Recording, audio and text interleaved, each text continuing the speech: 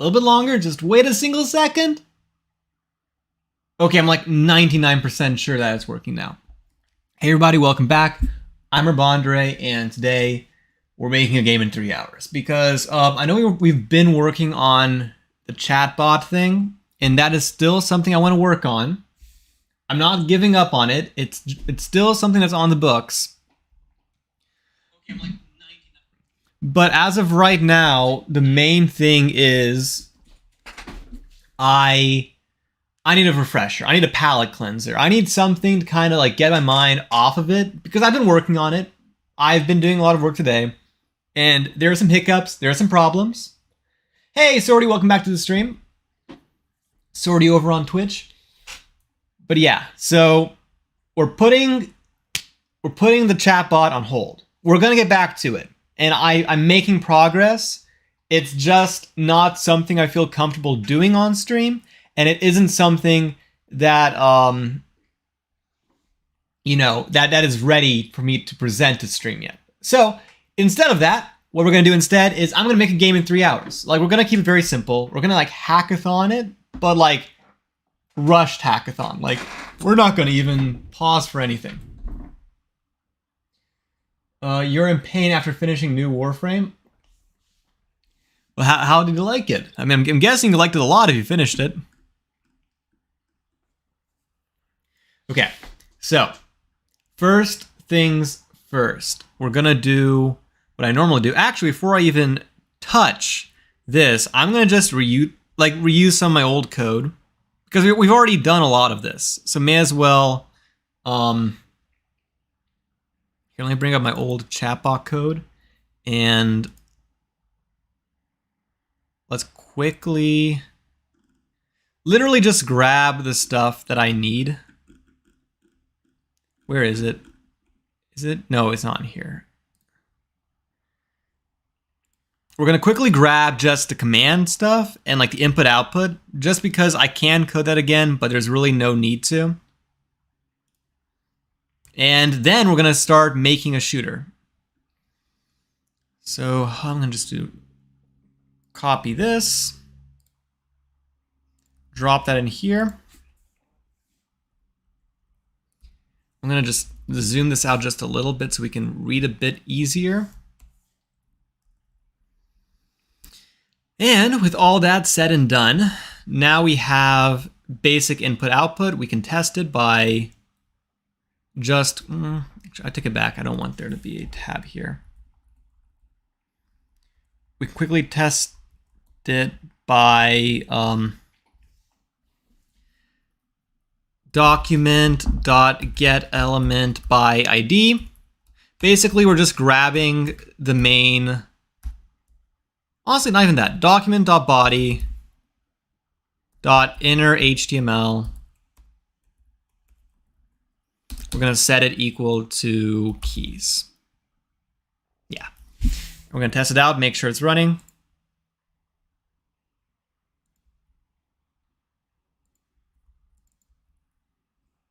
It is not working. That's not great.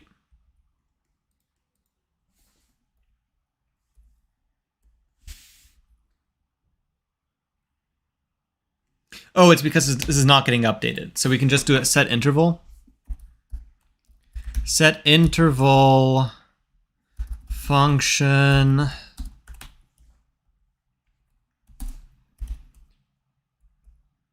(1000/60), and now we have input and output. Easy peasy. And in case you guys cannot see what is going on, what is happening is whenever I press a key in, it just shows what the first key I pressed and hold in the beginning. But the quest was fun. 3 hours though. Well, I mean, that is 3 hours of content that you enjoyed. So I'm glad the game was going well for you. But anywho, so we have input output. I just copy and paste my old code. It's my code, so I don't really feel any qualms about that. It's literally the same thing every time. Next up, so we have the set interval, we have the main loop, and now we're going to start creating stuff. And specifically, I want to make this game mobile friendly. That I think is the main objective with this game specifically. And the way I'm going to do that initially is we're going to create a, I'm going to call it screen, div ID screen.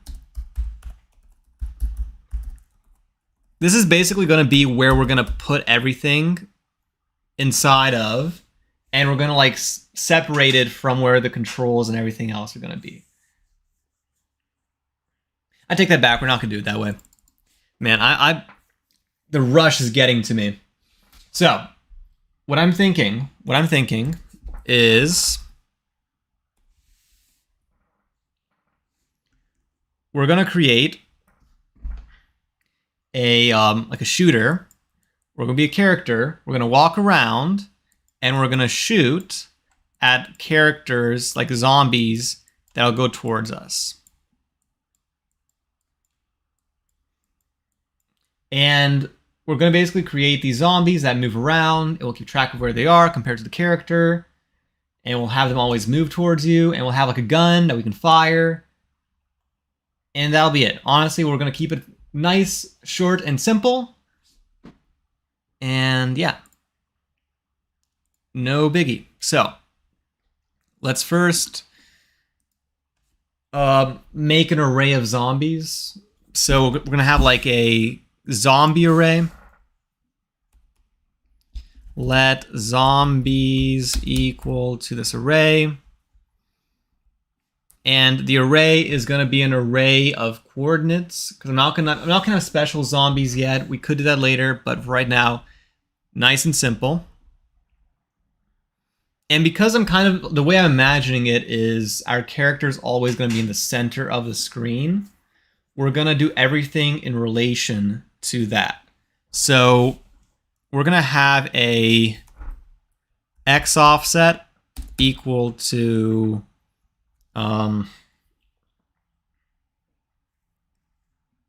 well, first, actually, no, x offset is going to be equal to 0 initially.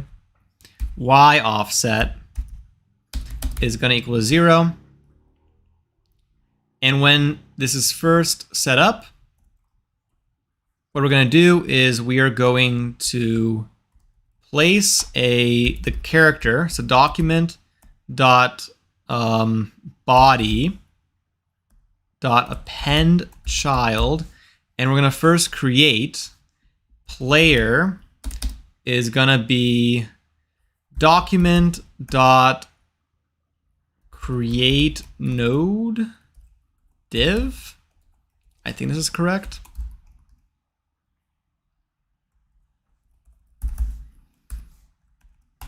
Player dot style dot position is going to equal to fixed. Basically what this means is we're going to be able to set the player anywhere we want it to be. That's all that line means. Then player dot style dot width, we're going to do like 100 pixels. We'll do 10 pixels initially. Equals to 10. I'd actually want to make this in relation to the size of the screen, but we'll do that later. Right now we're going to just make a very, very basic test. Style dot bottom is equal to window dot inner height minus 5 plus px. Player dot stop. Basically, that's going to place it in the middle of the screen. And we're going to do the same thing for the left.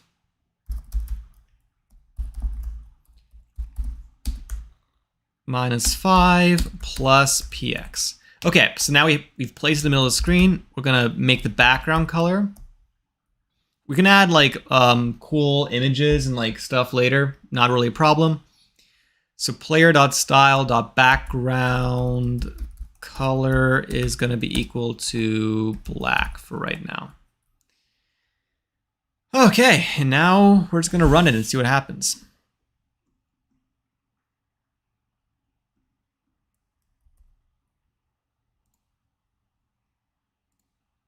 Absolutely nothing. Let's inspect elements, see what's going on. Console. Create node is not a function. Okay. Probably just forgetting what the proper.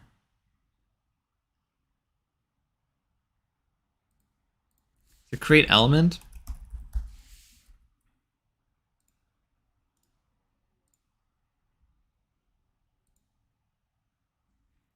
Okay, the issue is it's not reading player. What I probably need to do is run everything after the window is loaded.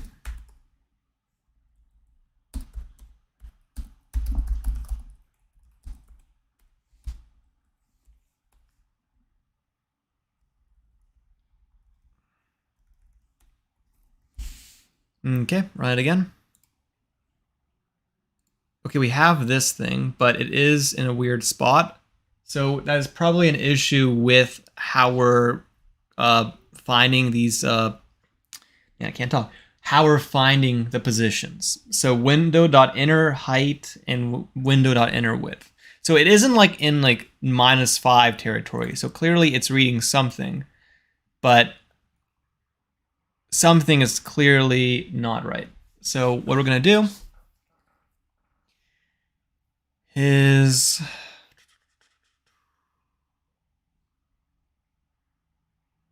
let's first actually get rid of the -5 and see what happens.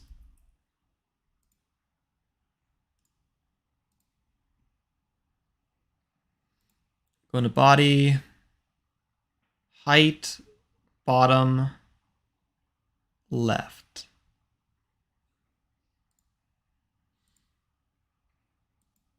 Interesting. I don't know why it's over there, but that is definitely interesting.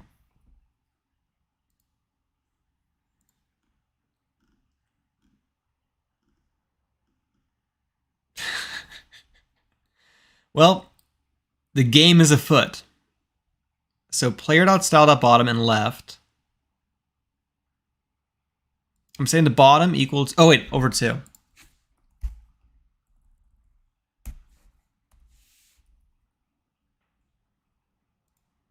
There we go. Okay, now it's more or less in the center. We can make it more in the center by subtracting 5.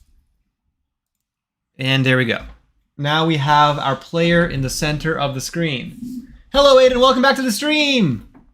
I feel like my face has been really close up to the camera this entire time, but I gotta fix this setup. This setup is not good. I got plans. I have plans for. Also, I cannot see chat at all. I just realized I think I put this in the wrong spot. There we go. But now you guys are really tiny. Can I make your text a little better? Better.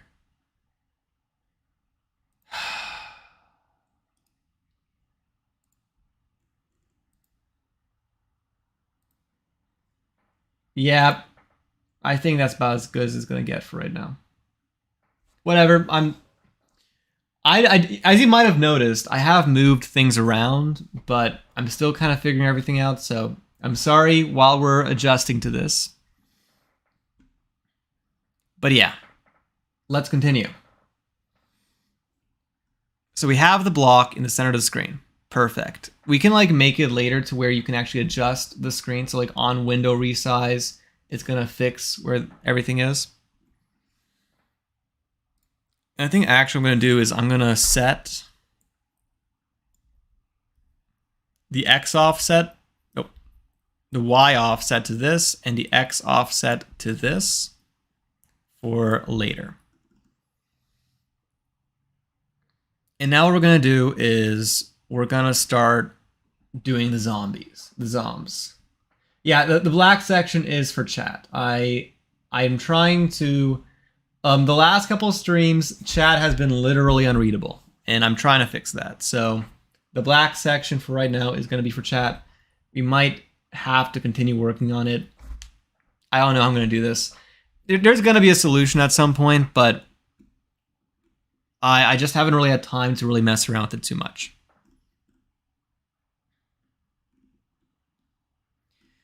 So, okay. So what we're going to do is we're going to start creating zombies. And to create zombies, let's add another zombie every second for right now. So we're gonna have like a let zom count equals 0 and let timer equals 0. Honestly, we'll just use timer for right now, and we can do zom count later. Hello, Jay Agrawal. Welcome back to the stream. Today we're making a game in 3 hours.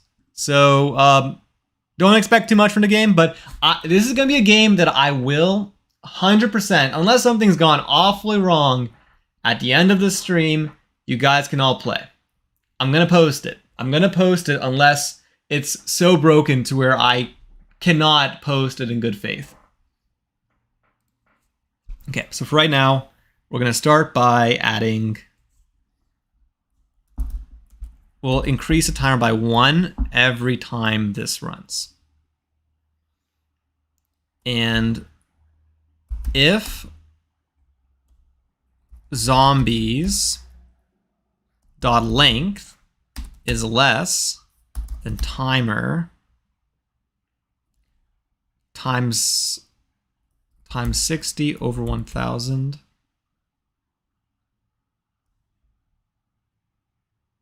You were very late yesterday? Don't worry. I think I've mentioned this many times, but I appreciate everybody joining in the stream. It makes me feel good. But it isn't like, if you guys don't, my feelings aren't hurt. If anything, I might wonder, is my schedule bad?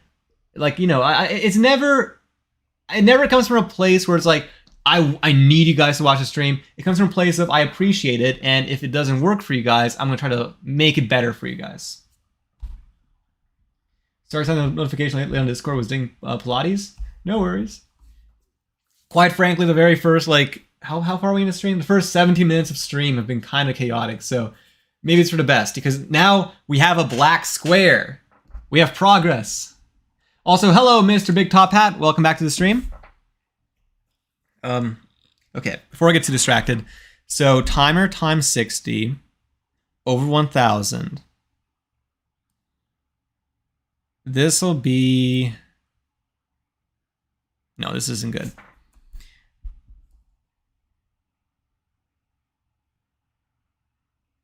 Less than timer over 30. I think this is good. So I'm in the US, and specifically I'm in Ohio, so I have Eastern Standard Time. You are from Mars? Nice, nice, nice.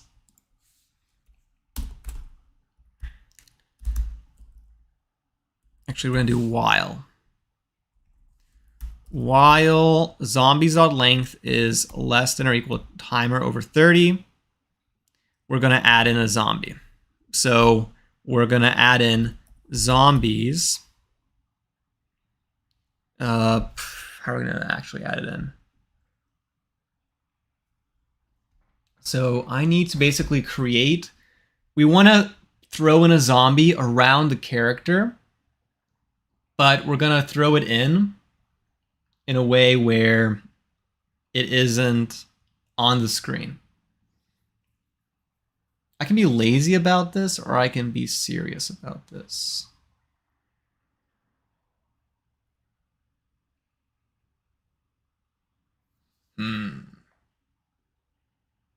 Lazy it is. How we're going to do this is, okay, I'll explain this because I'm about to do some really wonky stuff. So let's talk about how I'm going to spawn in these zombies. So here's the character, And let's say this is the window. This is like the area we're spawning. We can't spawn the zombies in. Now, normally what I would do, what I was thinking is, you can imagine there being a circle. A circle around this. And using some basic trigonometry, what we could do is we could spawn in at a random point on the circle. And how you would do this is you would actually pick an angle and compute the x and y coordinates to spawn the zombie in that.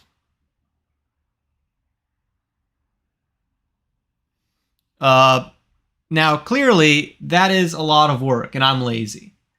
And so what my solution is, what I was just thinking, is what if, instead of doing it this way,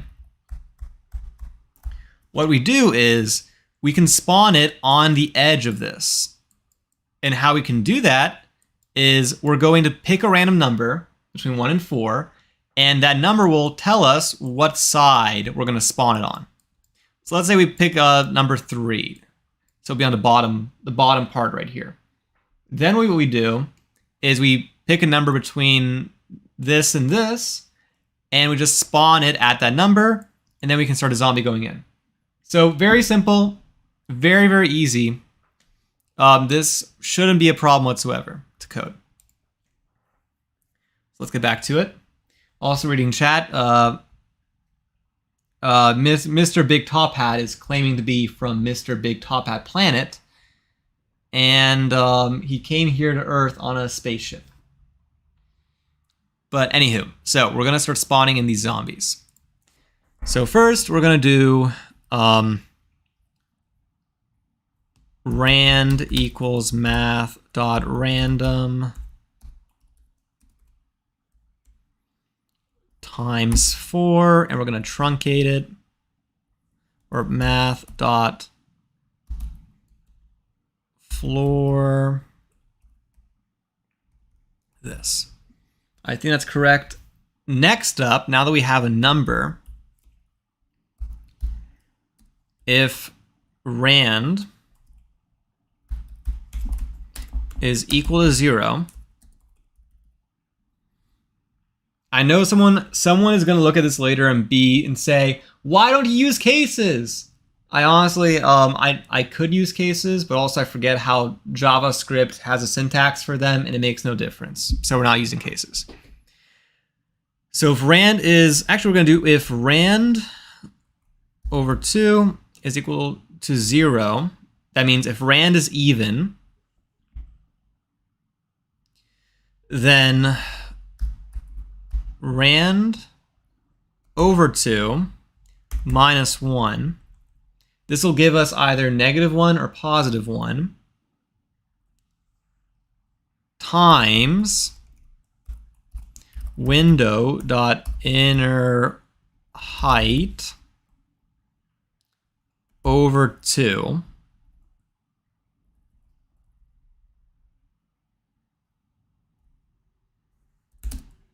Or there we go. Okay. So what this does is this will either spawn it below or under the character, because rand over 2 minus 1 is going to give us -1 or +1. So it's going to like one of those two. And then this basically tells us the height between the square and the bottom of the screen. So if it's +1, it'll be on top of the screen. If it's -1, it'll be on the bottom of the screen. Easy peasy. And then y, this has to be an actual random number. So we'll just do math.random times window dot inner width. And we'll actually add -0.5 to basically put it on the actual, we're adding an offset to it. That's what's happening. And with that, we can actually just not even do this. I mean, the readability is going to be, I will make this more readable for the sake of anyone else who's ever going to read my code. Also, Mr. Big Top Hat has corresponded the fact that he came here on a spaceship. Now, zombies dot push, and we're going to push x comma y, and that is the end of that. And then we're going to do else. And on the else, we're going to do the same exact thing, except now we're going to swap these two.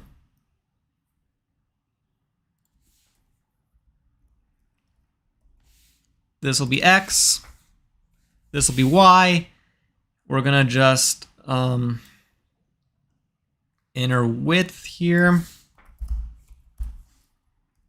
and inner height here. Okay. And there's going to be one final difference, which is going to be, this is going to be -1. Wait, 1, 3. Yeah. No. 2, 4. +1. Rand +1.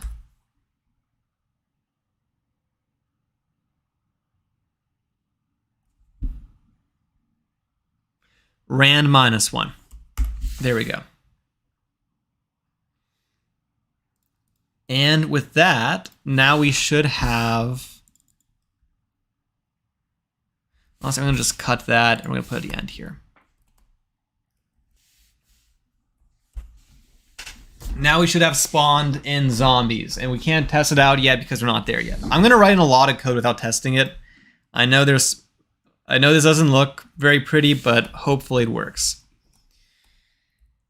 And then what we're going to do is for let I equal 0, I less than zombies dot length, I plus plus. Basically for every element in zombies, we're gonna add, or we're gonna basically increment it towards the player. So I'm gonna just move it by 5 pixels. Zombies, I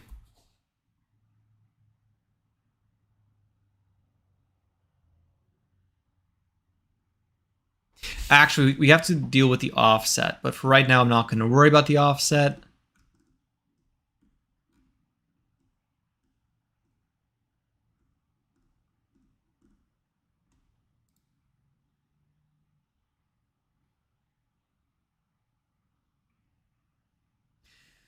Actually, I probably should worry about the offset. I take it back. So for the X value,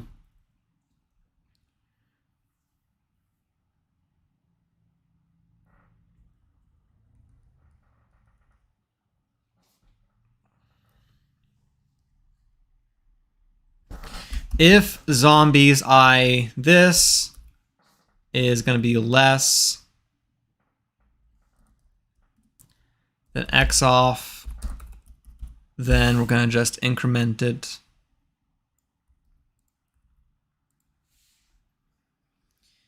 equals this minus or plus 5, else we're going to subtract 5. Again, I don't know if all this is going to work yet.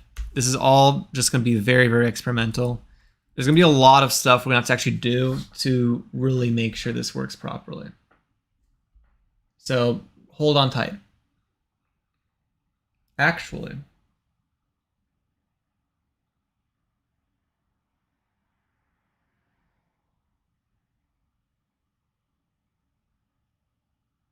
yeah, I think it's fine.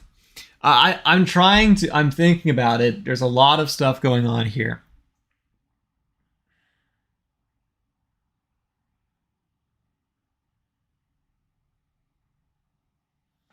This is definitely going to be one of those things where late game into coding is going to be kind of a mind F.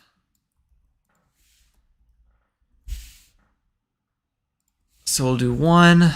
I think we're doing this wrong already. We will survive.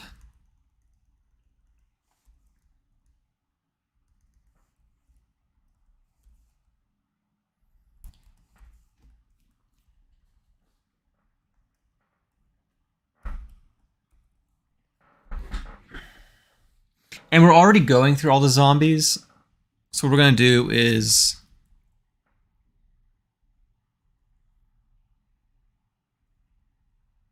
Actually, I'm going to add one more thing to the zombies when we're creating the zombies.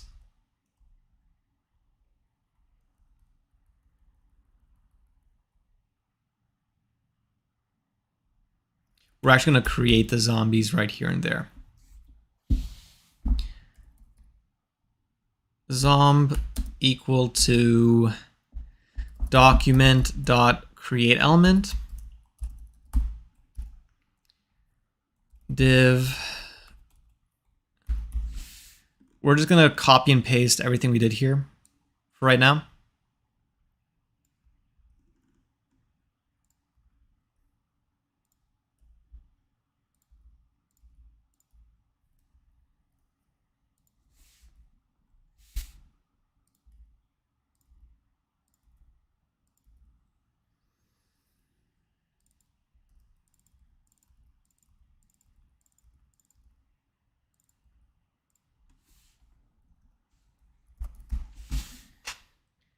And now that we have theoretically created this thing, I'm not super confident about this yet.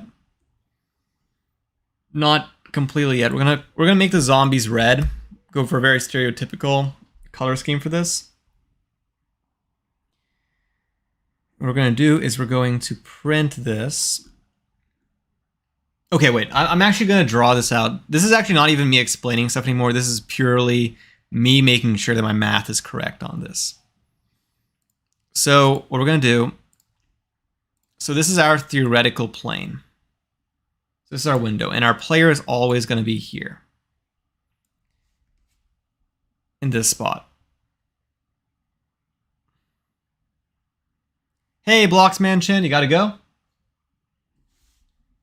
No worries. I remember you. We were having that discussion a couple days ago. Last week, I think, actually. Yeah, no worries. I know it's kind of late.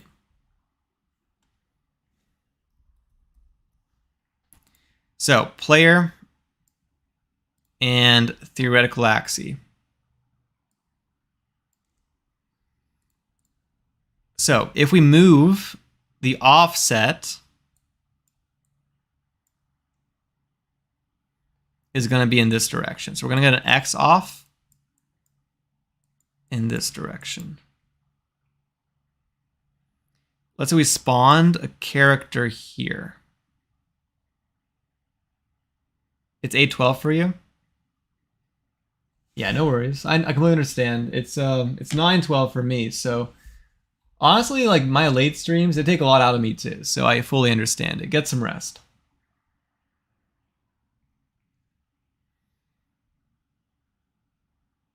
So it should spawn on the square. So the X off is only behind the screen, so it doesn't matter.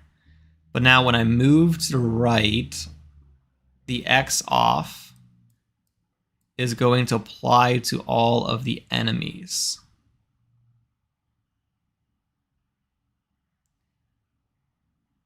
Okay. So all of the currently spawned enemies will be impacted by the X off. I got it. So initially, it is not going to be impacted. So when we're first spawning in this enemy, we're going to spawn it in at X.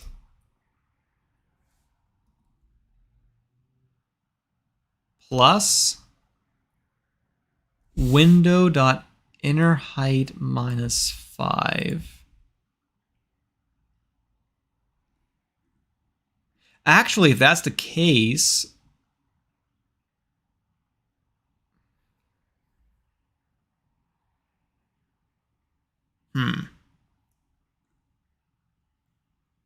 if we have the player be centered at 0, that actually...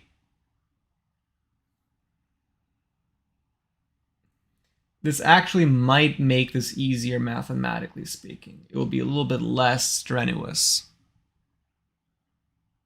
That's not entirely true, actually, because I'll make the... There's going to be computation offloaded somewhere that's going to have these crazy window.inner heights. And the question is, where am I going to put that? I think for right now, I'm kind of just going to just put it where, because these are going to be called pretty often. -5.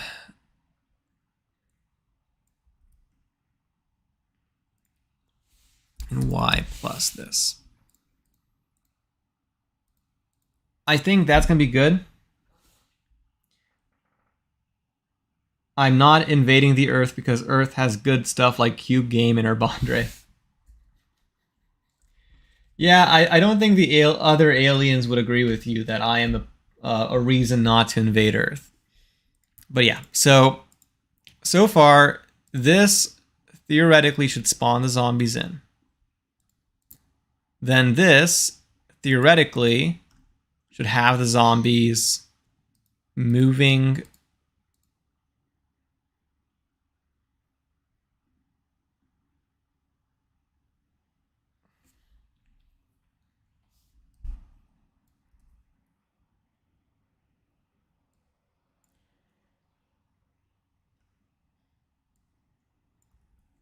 This is actually incorrect. This is the correct thing. We were not going to mess with X off yet. That is going to be a thing very, very soon.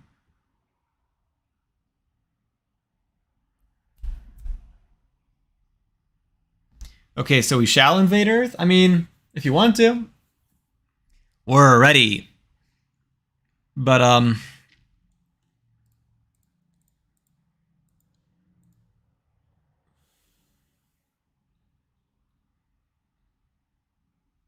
I think this is correct. I think this is good. So if this is the case,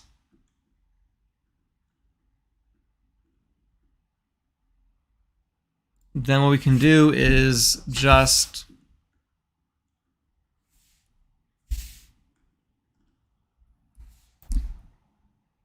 zombies I3 dot left is equal to X, or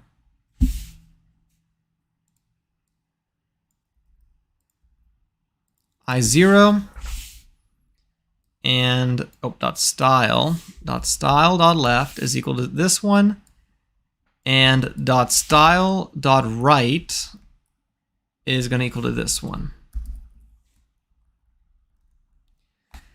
And now, okay, that was a lot of stuff, but theoretically speaking, this should work. Now this is testable. We have an initial bug. Unexpected string on line 50.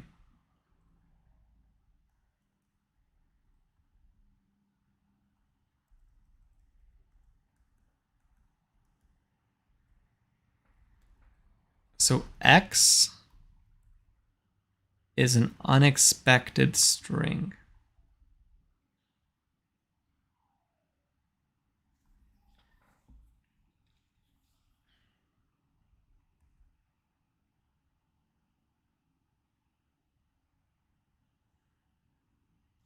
And now the question is why? Why is it a string in the first place?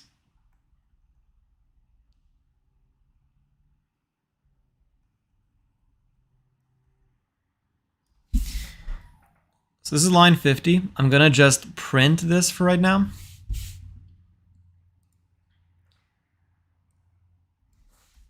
Console.log. Oh, wait. Bottom. I think the issue is I forgot a plus.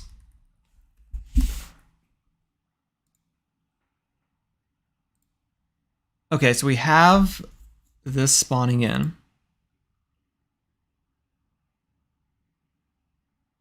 I don't know why it's spawning in 3 spots like that.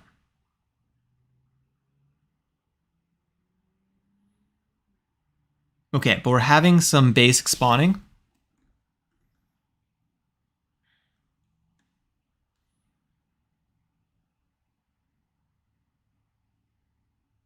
Okay, so I can see, okay, it's the issue is it is spawning just outside of the edge and it isn't updating the position towards the player.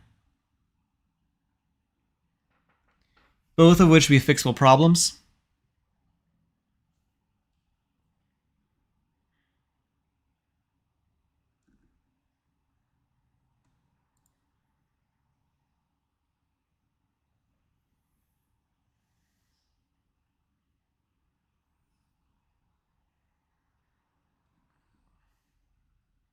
So the first problem is, so we have this dichotomy we've created, but clearly it's 0 is one of the things we've created, so that's not correct. So I got to fix that, and the issue is actually paralleled on both of these. I think the offset on this one is half of the screen, and the offset on the other one is the other half. So that's a problem. And the other problem is that none of this is getting updated. So on every single interval thing, theoretically speaking, this should update all the positions. And that is not happening.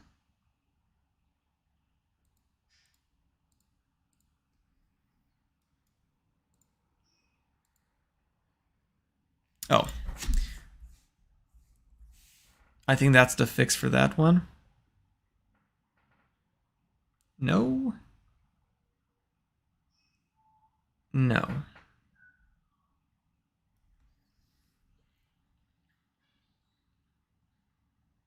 Why?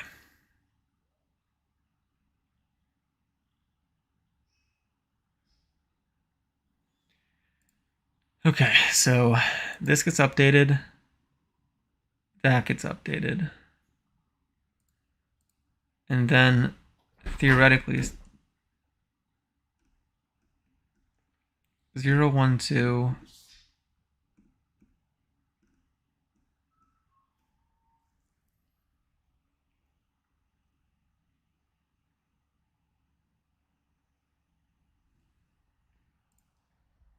So I think this thing,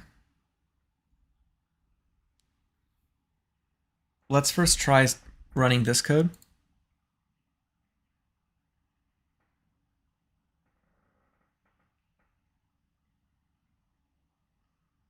Okay, so we've just changed the offset. That isn't a huge difference, but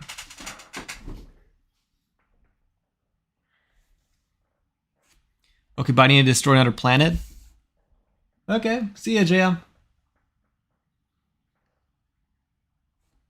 So what we're gonna do is we need to make these zombies.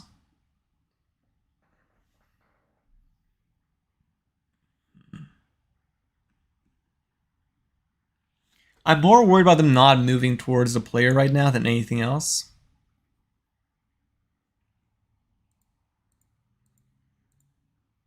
Is this running? Let's take this step by step. Could the problem be that this loop is not running?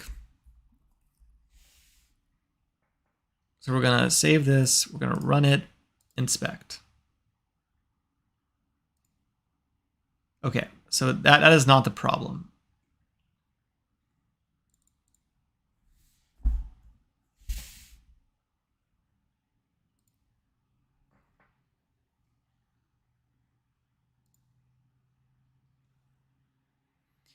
So what is the problem?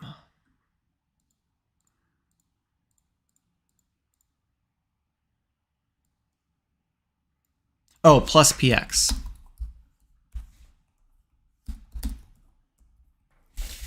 Now, theoretically speaking, it should have all of them. Oh God. That is an improvement though. Just a kind of freaky one. I think the issue is actually this.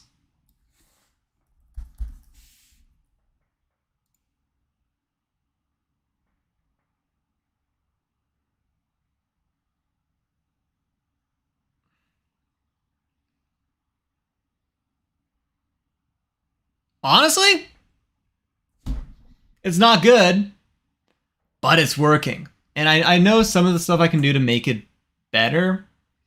So one of the issues right now is that it's not moving in a straight line to the character. We can add some scaling so that it moves to the character. The fact that they're hoarding like this, that's not really a problem. That is something we can fix later with like the death screen. But no, I mean, from the sense of are we getting somewhere, this is actually really, really good. And we're only 45 minutes in, and we have this very basic thing started up. So what is the expectation here? Okay, the expectation right now is I want to create a very basic shooter game where we have a character walking around. We have some basic sprites, and we're going to have some zombies. And the zombies are going to go up to the character, we shoot the zombies, and I'm going to then try to make it friendly for mobile. And that is all I'm really expecting. It's going to be a very, very simple zombie shooter game, stay alive as long as you can kind of deal. Now, if we have time, we can add in stuff like upgraded guns and ammo and stuff like that. But for right now, the expectation is purely a very, very simplistic top-down shooter. So for right now, we have player, we have zombies. We're in a good place. Now, one thing I want to do before anything else is we want to make them go in a straight line. I think that's actually probably one of our higher priorities at the moment. And how I'm going to do that is actually pretty simple. So we're going to want to scale, well, simple is complicated because I shouldn't say simple because I feel like there's actually problems with what I was originally thinking. Also, a random warrior over on Twitch has claimed first. Congratulations on getting first, a random warrior. But anywho, so let's continue. Honestly, I'm not even going to worry about this. We're going to next up make the offset work. So how the offset is going to work is if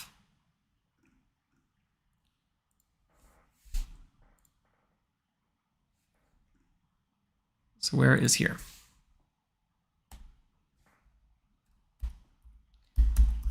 If keys dot includes W,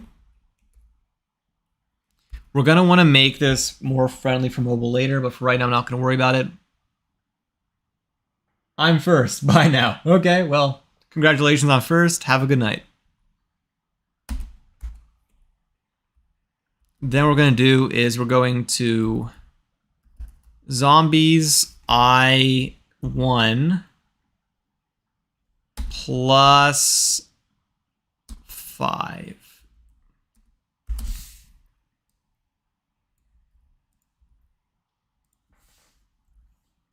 Oh, 1 plus 5.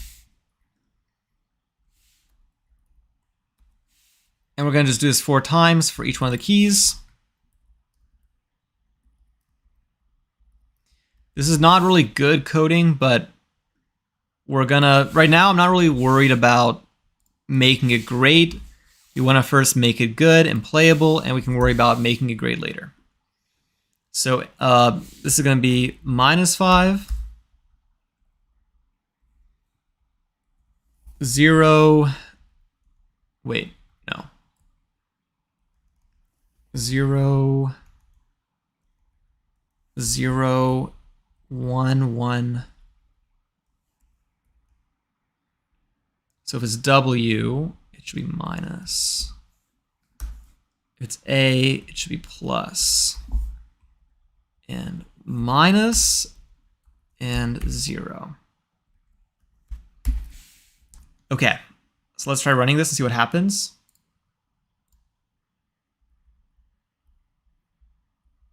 Okay, so let me actually make this a different number.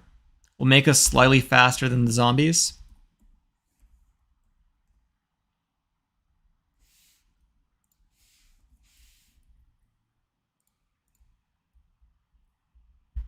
Okay, so now the zombies are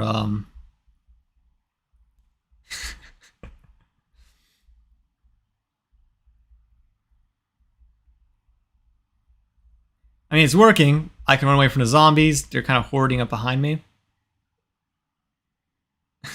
It's just me, or those blocks are looking kind of thick. I mean, if that's how they look like to you, then that's how they look like to you. But yeah, no, welcome back, Def and Default 5. Welcome back to the stream. Right now, we're currently working on making these zombies look better. So I think actually I'm gonna make this be 1. And we're gonna make this be 2 for right now.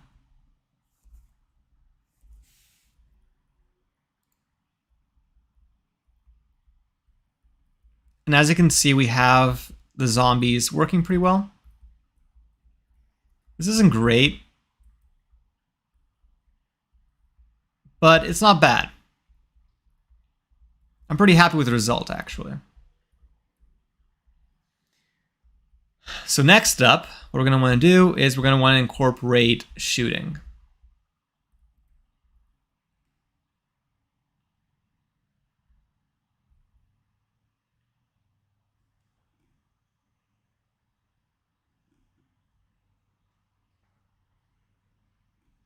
And how we're going to do that is we're going to need to actually get in some stuff from the mouse. Or actually, wait, what is... Let me add something to the HTML doc so I can quickly... Well, we'll do console.log keys.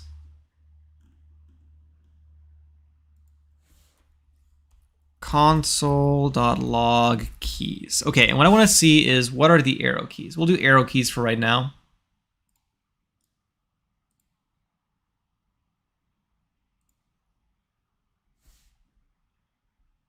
Oh.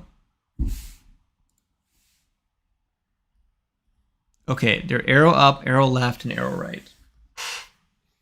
So, what we're going to do is we're going to make it so that we shoot bullets in that direction when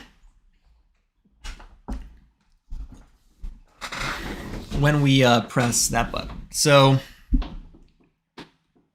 for the bullets, we're going to save 2 things. We're going to save the velocity, and we'll save the position. And what we're going to do is we're going to have a bullets array. Let bullets equal to an array. And what we'll do is if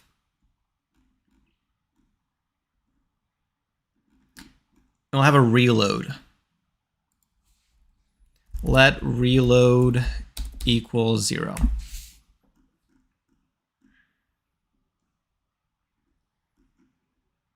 I'm going to start zooming this out a little bit more so I can actually read what I'm typing.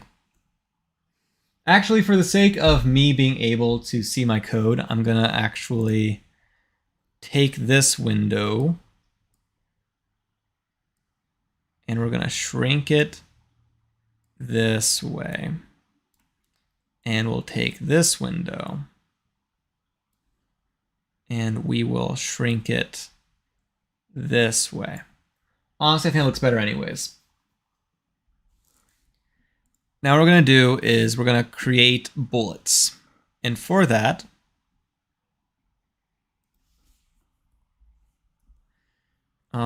reload minus.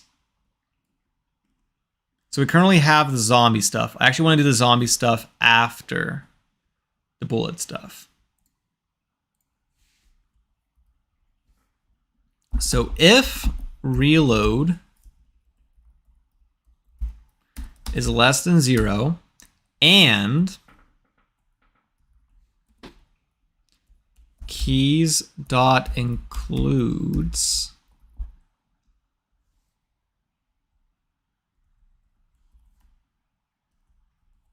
arrow up. Can I? Okay, bye. Now I'm going to study and just want to check you out. And my brain's like, no, what is he doing? Go now or I will not let you study throughout the day. So bye. Okay, no worries. Get ready for your exams. They're very important. I finished with my exams. Now it's your guys' turn to finish with your exams. Okay, so arrow up.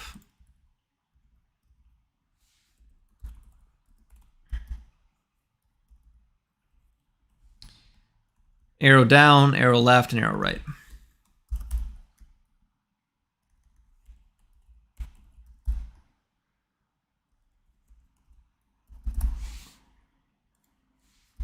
If keys dot includes arrow up,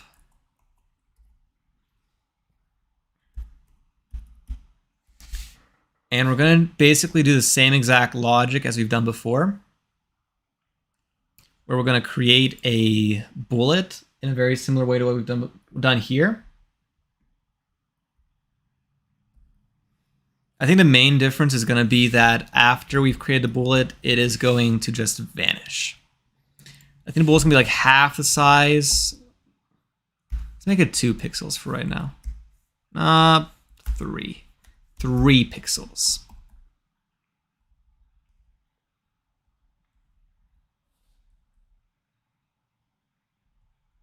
And what we'll do is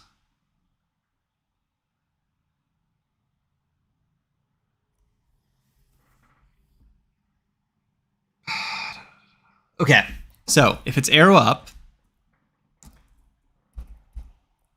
we're going to want to create x equal to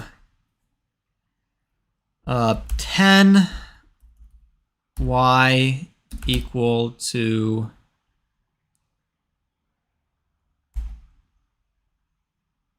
0. Yeah, no, x equals 0, y equals 10.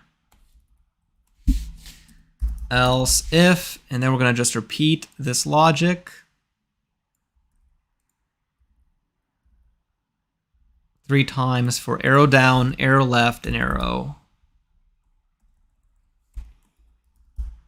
right.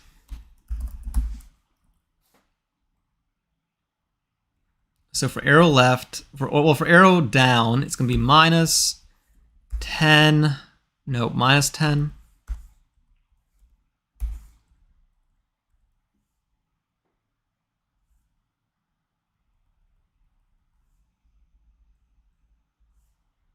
Actually, what I'm going to do is I'm going to make it so where if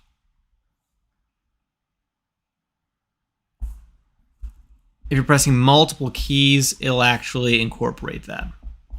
Everything I'm doing right now is very orthogonal, which is going to really bite me in the butt later, but that is fine. Also, I just realized I'm going to flip my face over because I feel like the way my screen is facing right now, it doesn't make any sense. Properties, transform, flip. There we go. I think this makes a lot more sense.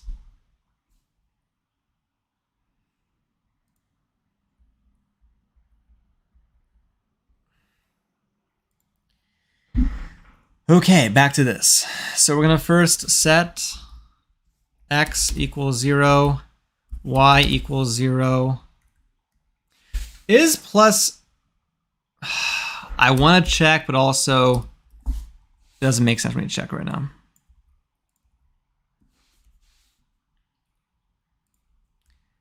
X,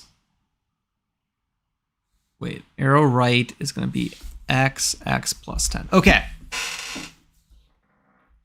With all that said and done, this now should theoretically give us everything we need to do to actually make the bullet start moving. So what I'm going to do now is we're going to create the bullet with this directionality.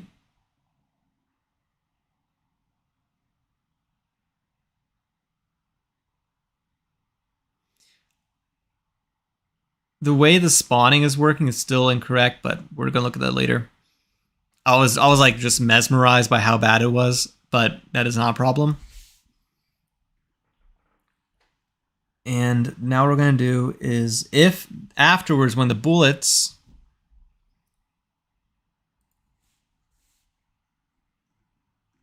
for every single bullet, we're going to basically move it forward.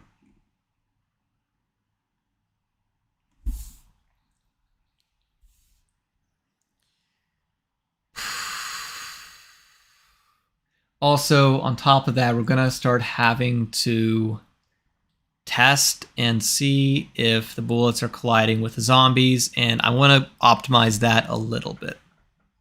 Because I have a bad history of when we're doing collision physics, I let optimization go out the window. For this project, I'm going to do it proper.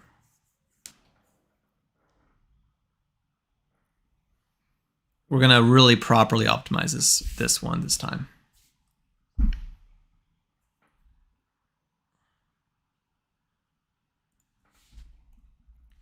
Bullets dot push, and now we're going to save the X, the Y, the X and the Y again, because that'll be the velocity. And then we're going to just call it bool.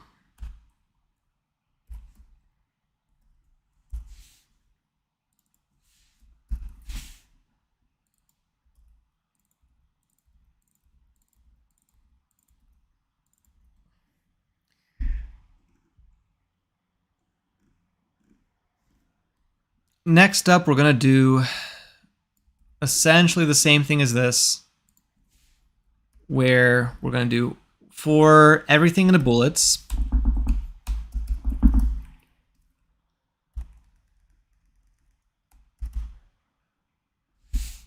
we're going to add some of the same logic for the motion.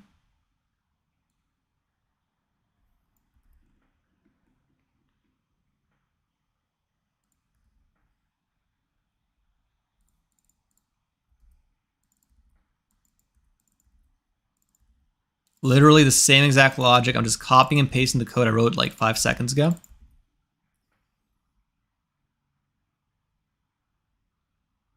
We're also then going to, well, we're first actually going to add to the bullets,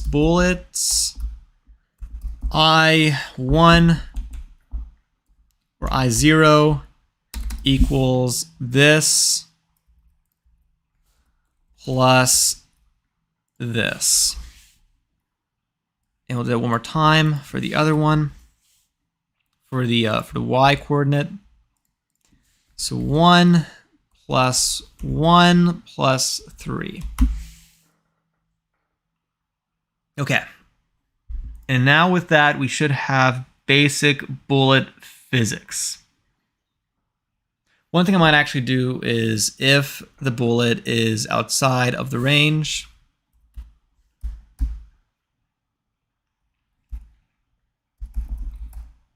honestly, doesn't matter yet. Does not matter yet. We can sacrifice. We don't really care about it yet. I just want to see if we have bullets working. And it's not working. And the reason why it's not working is we have an extra bracket in line 47. Where's line 47?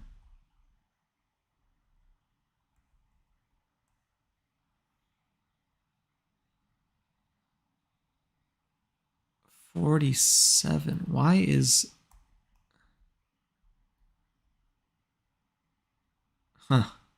Why is there an extra bracket? If that, else if that. Okay, that looks correct to me. Why are you saying there's something wrong in line 47? Oh wait, that's not line 47. This is line 47. Okay, so. Oh, else if. I forgot it. Forgot the if. Remove this and run it again.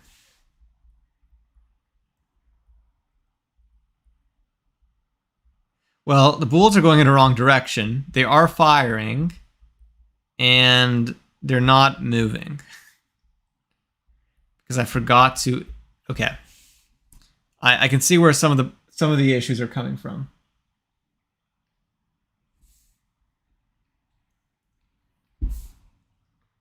Well, first of all, after we fire, reload plot equals... I'll do like 100.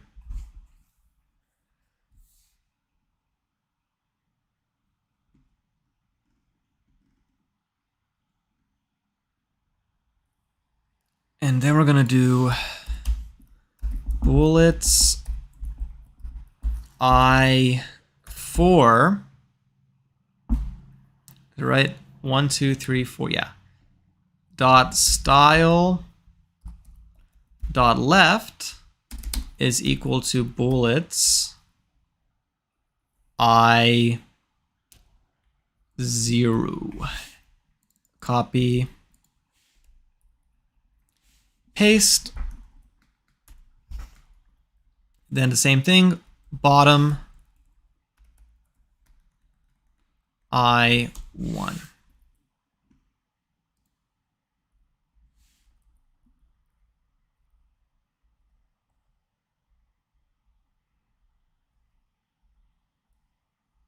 Well, this has gone horribly wrong. None of this is working.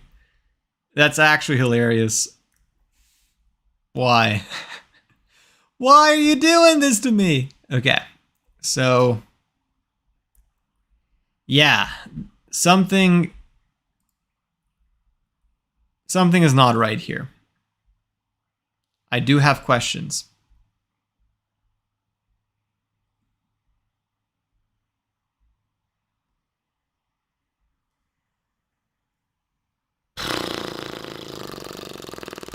Why is this not working?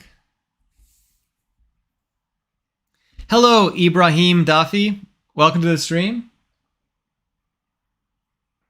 I wouldn't. It looks cool, but I will say we're currently dealing with some pretty severe bugs. For me, this is very uncool at the moment. This hopefully will be better soon. Okay, so if it's this logic here,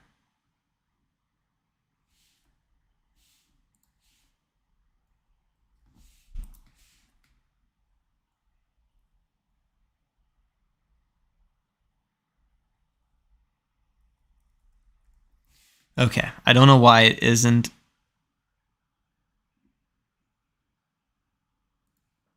Okay, so the bullet, we spawn the bullet in, we add the bullet to the velocity.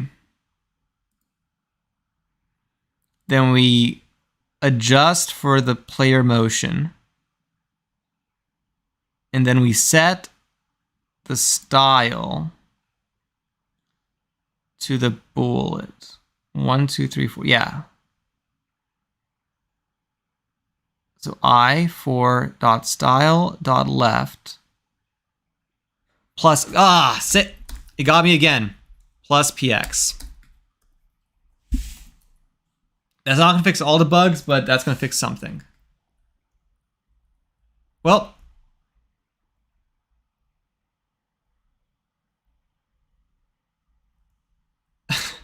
I'm not sure if you guys can see what I'm seeing, but there we do have the bullets flying off on the left side of the screen.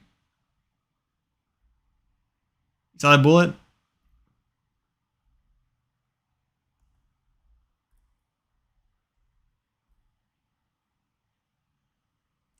Okay, progress.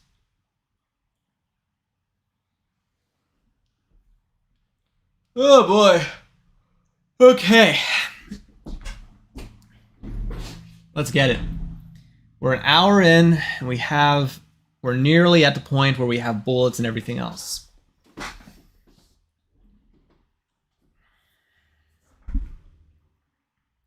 Now, why is this not working? Okay. X plus window.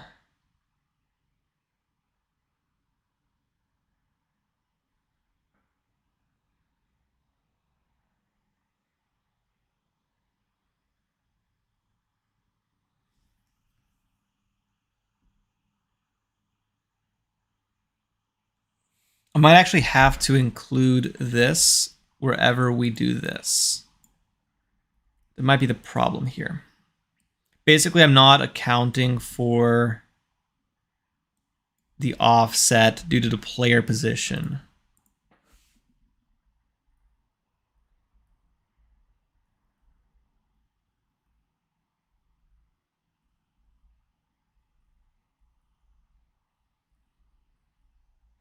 Okay, so that's actually working. Not horrible. It's not there though. It's like firing from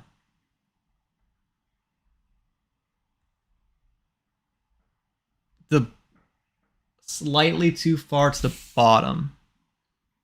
Is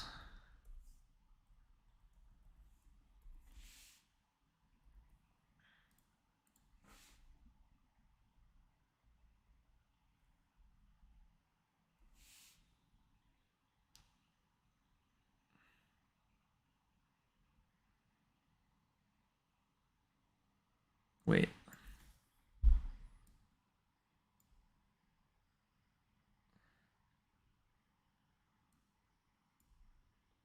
I'm going to try subtracting this from all of the stuff and seeing if that actually fixes the problem.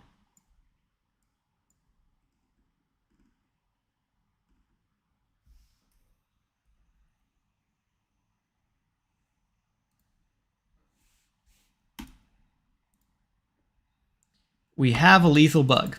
And the lethal bug is in 78. Line 78.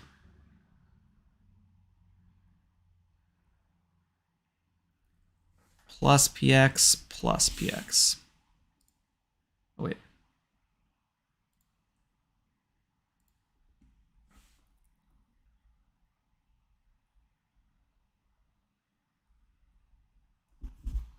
Well, that's not great.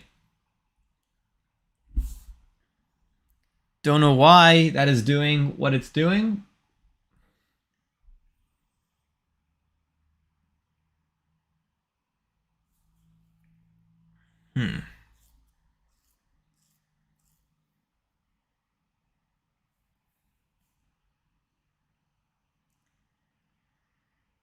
Okay, okie dokie.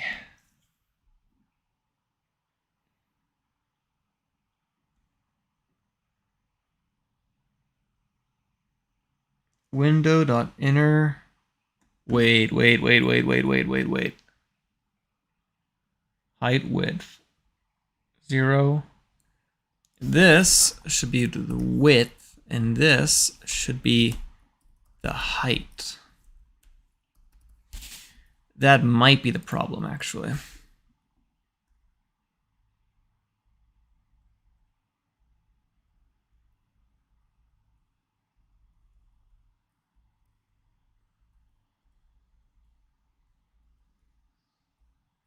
Yeah, that looks pretty good, actually.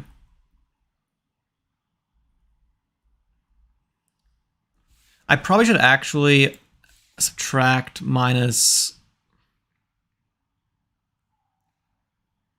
Well, I should do -5, -5.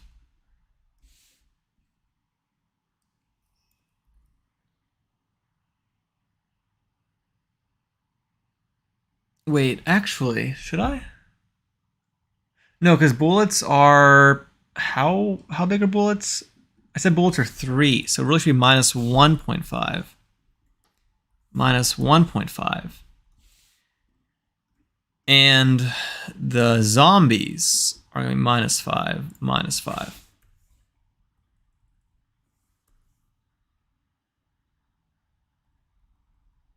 Or is it +5?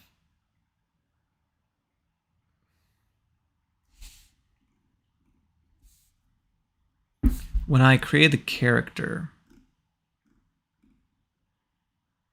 it's -5, so it's -5. Not that it really matters, I think, because the end logic is going to still...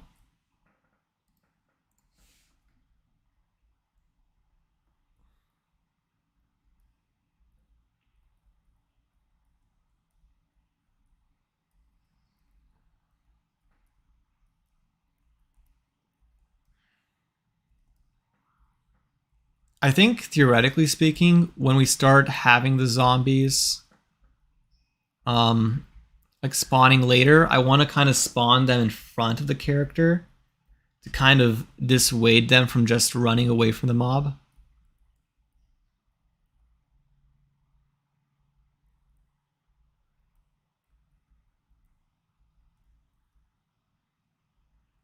I don't know. We're making some good progress. Except that looks bad. That's not good. Why are you doing that?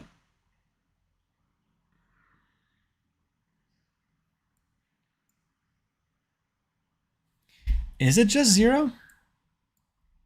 Oh, it's because... Oh, that's going to be a pain later.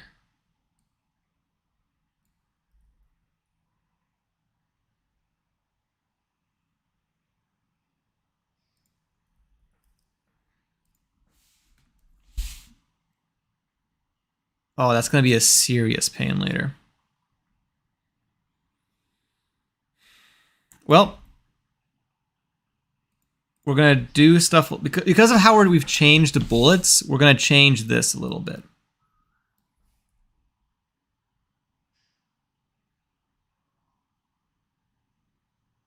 Is less than 0. Okay, so now theoretically speaking, this should work just fine. Yeah, that works fine. And next up, what we're going to do is we're going to do the same thing for the bullets. Actually, the bullets should already be like this. Yeah, the bullets are already okay. The bullets are fine.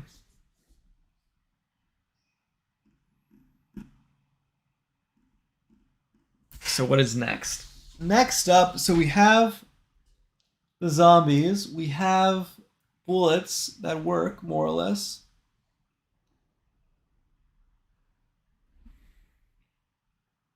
I think right now the main issue is we can run away from the zombies. Actually, the biggest issue is the zombies are still not spawning where we want them to. Let's fix that first, and then we can start adding in collision with the bullets, with the zombies, and we can start adding in some kill conditions, so the player can die, the zombies can die, and then we can start actually making stuff look a lot nicer. Okay, so first stop. What we're going to do is if... Where's my zombie spawner? So here's a zombie spawner. Now, right now we have 0, 2, 0, well, 0 and 1.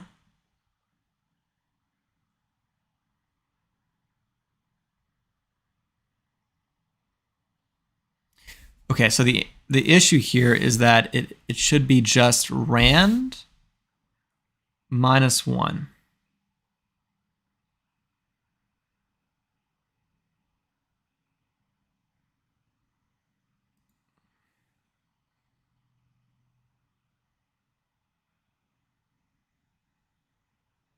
Yeah, that's correct. And we'll add a +5 to make it out of the range.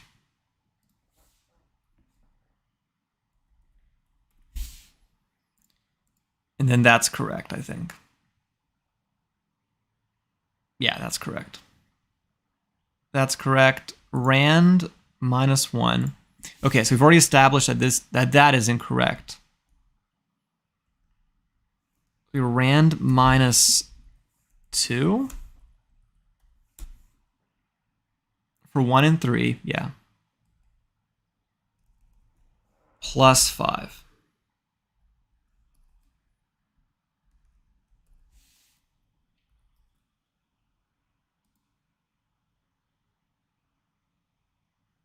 There we go. Look at it. We got zombies everywhere. Oh no. They're after me. Okay. We fixed the zombie spawner. Excellent. Let's make the motion a little bit nicer.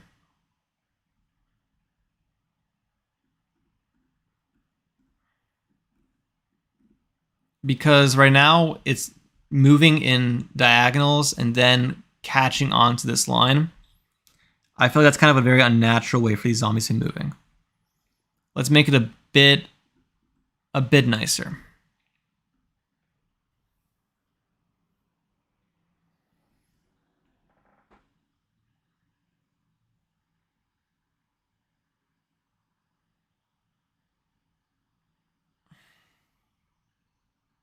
We really should start adding some trigonometry into this to make it work proper.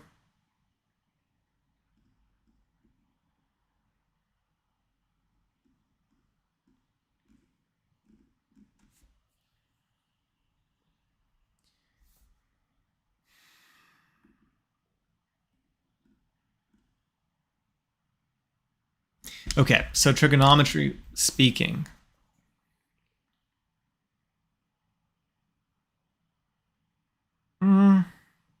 Actually, no, this isn't a trigonometry problem. So we want to take the differential. Your PC was freezing and just crashing a lot yesterday?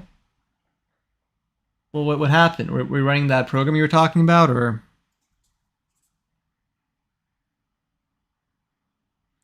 We want to compute the relative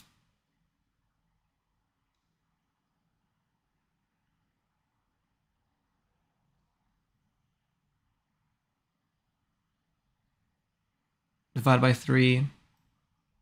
Okay, so here's how we're going to do this.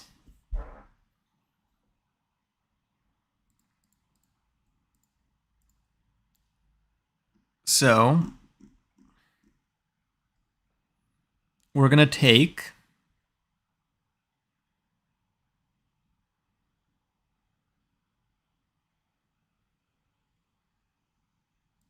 instead of this calculation here, xdiff is equal to zombies I0 minus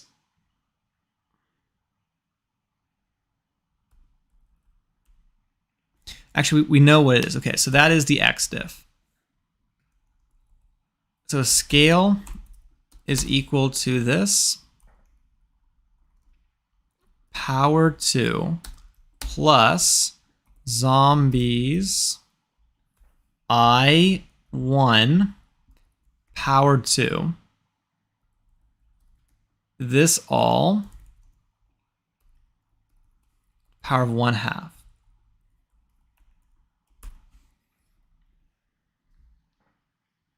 So we're finding, this is the scale factor.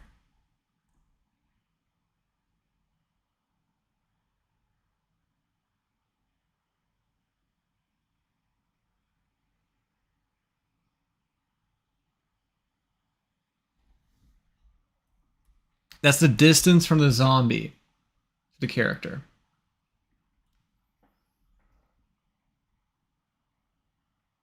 And now if we want to move the zombie by, let's say, 1 towards the player, what we're going to want to do is zombies I0 equals zombie I0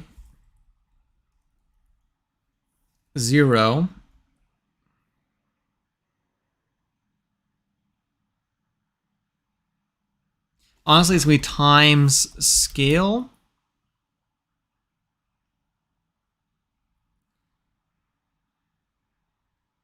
minus 3 minus 1 over scale.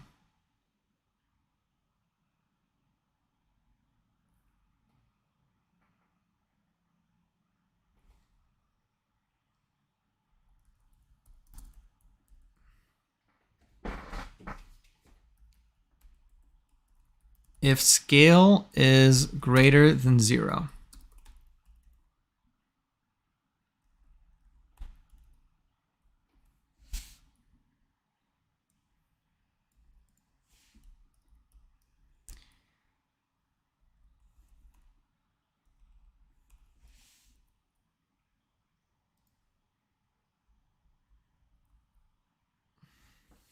Look at that beautiful geometry! Sacred geometry! I'm extremely... Because the thing is, not only does this give us... Does this give us what we want it to give us? It gives us the motion. we now actually have the location of game over. That is where we're going to code game over later. So, excellent. This is fantastic. It looks smooth. It looks nice. Looks perfect. I have no complaints.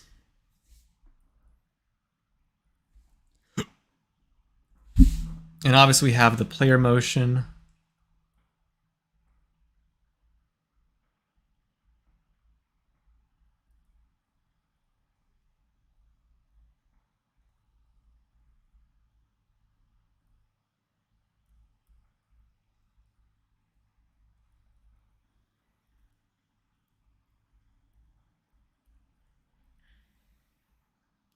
We're going to want to make the gun a bit more like expressive when we fire it. So now it's kind of not great.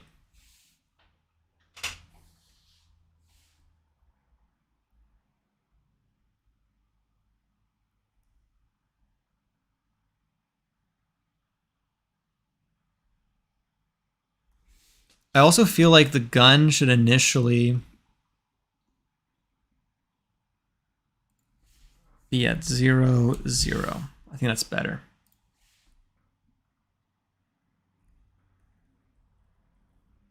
Yeah, that's better. Okay. Now let's code in collision with the bullet and the zombies.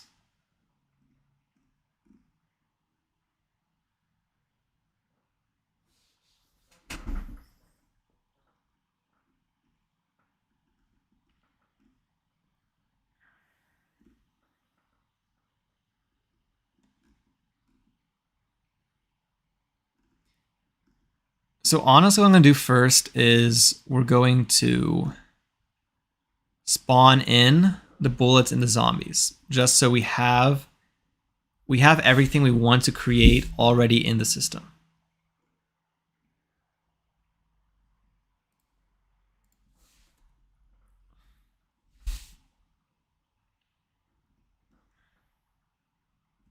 And then what we're going to do is we're going to have the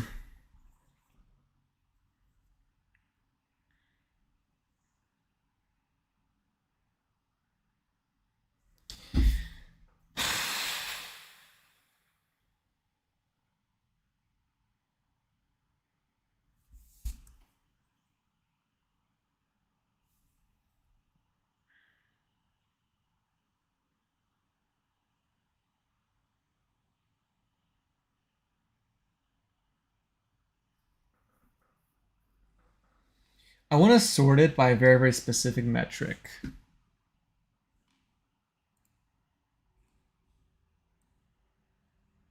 going to double check how to do this properly.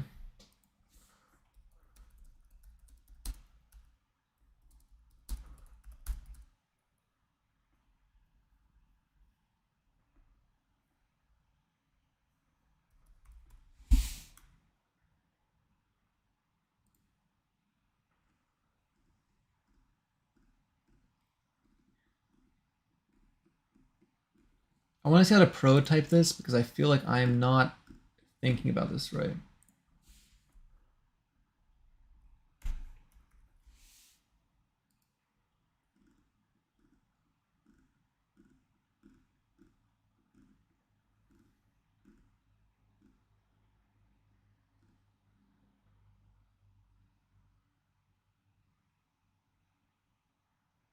Okay. So what we're going to do is we're going to create a special. So after we've added everything in, this is not very like super good. We're still losing some efficiency, but this is better than a literally sorted checking every element type sort. What we're going to do is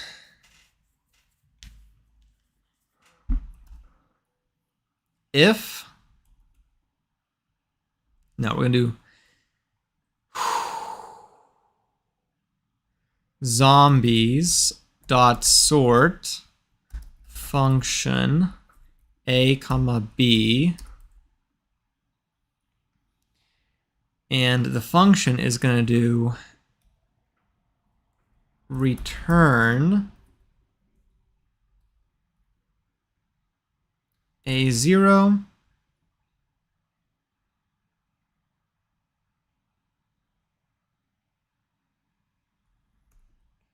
minus B0. And we're going to do that for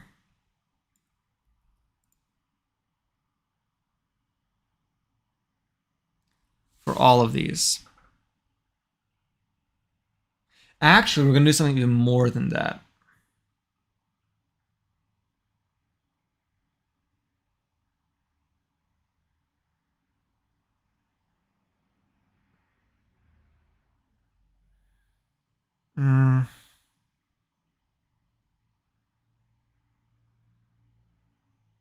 Actually, no, it's not going to fix it.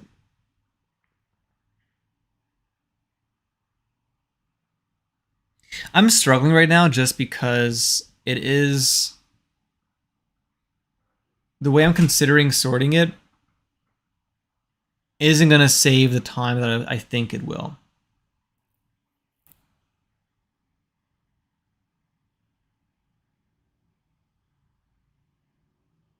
Yeah, no, it's not going to save the time I'd like it to.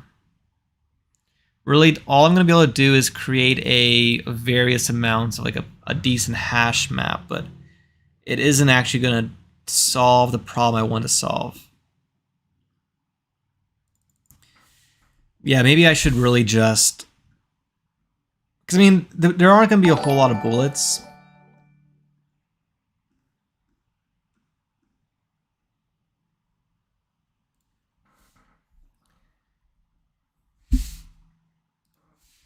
So, for j equals... For let j equals 0, j less than bullets, dot length, j plus plus, and we'll have a variable called isHit equals false. Actually, we'll just do equals 0. Ah, shit.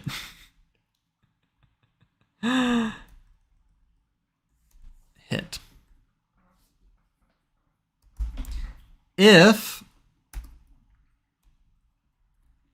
bullets j 0. Now, okay, now we gotta actually like do some quick maths. So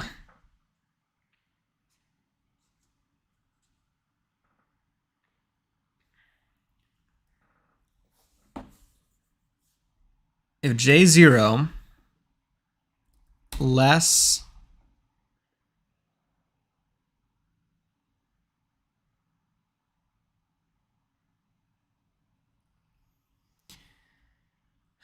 minus 3 is greater than zombies I0, or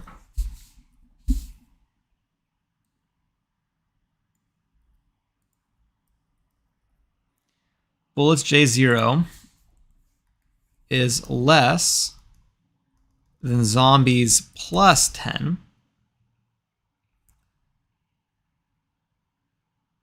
Yeah.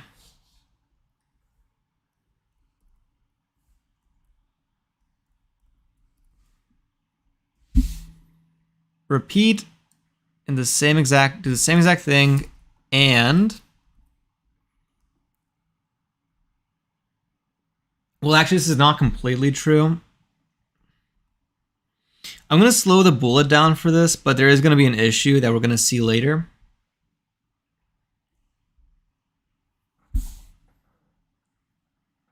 Like not even too much further later. Because we're going to see the issue where what if the bullet skips over the zombie. Also, thank you for the follow, Avocadoggy. I didn't notice the subscribe. I don't have my headphones on. That's something I really should have done. I apologize for that. But thank you for the follow.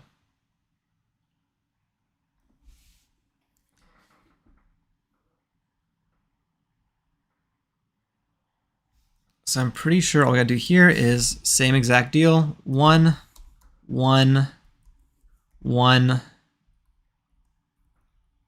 1.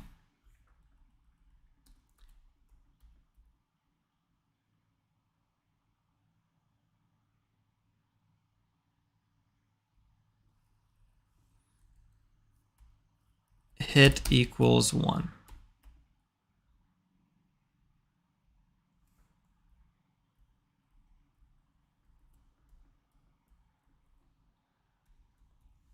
If hit,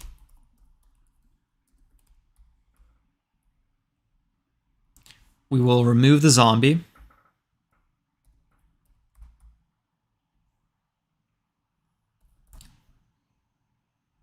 Zombie's eye 3, no 2, dot remove zombies dot splice I comma 1.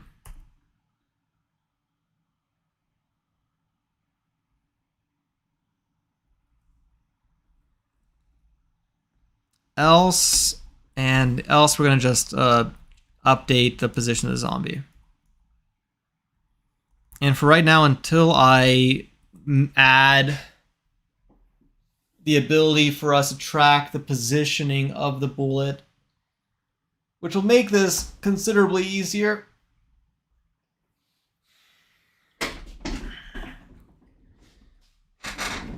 I think what we're going to want to do is actually keep track of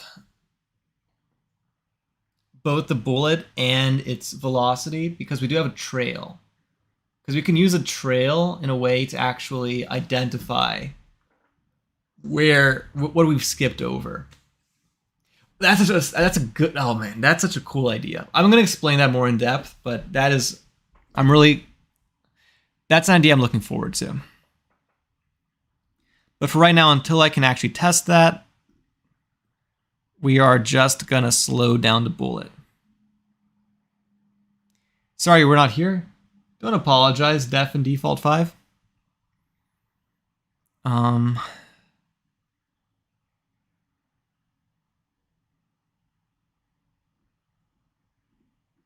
Okay, so we're spawning in this. Let's decrease this. Well, let's make everything 1 so we can really like watch what happens. And obviously we have a bug because we wrote way too much code without checking anything. Just an extra bracket on 120. Oops. 124.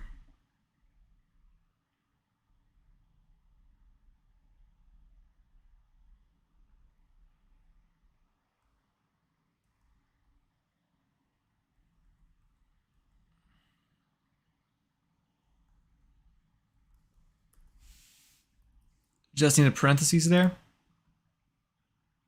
I probably should get rid of that console log thing.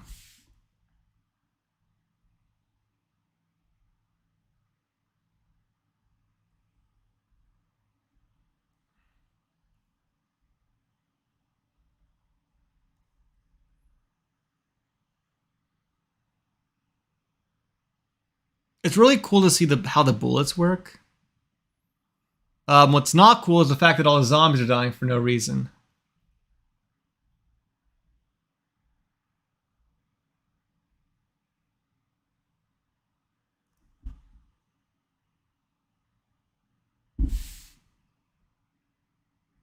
So what you were saying was that was because my hard reset that I did instead of the task manager and resource model running on my other screen.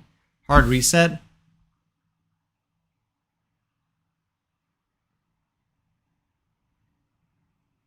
Gotcha.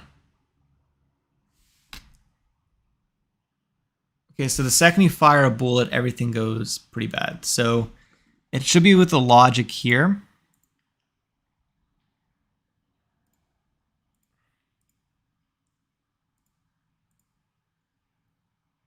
So if J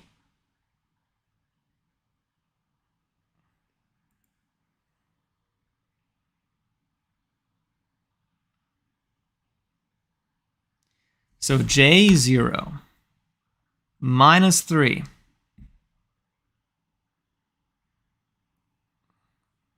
so wait, so if this is the bullet, so if the bullet is minus 3,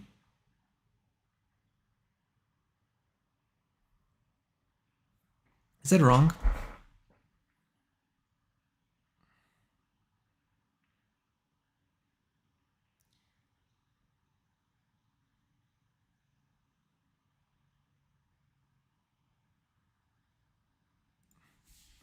Well, that should make it.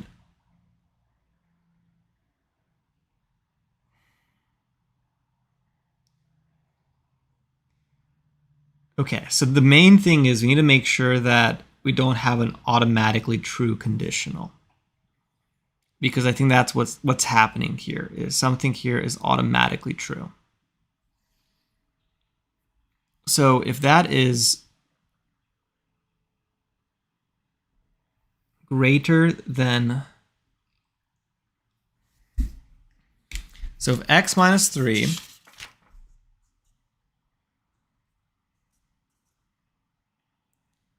is less or is greater than y, and x is less than y plus 10, so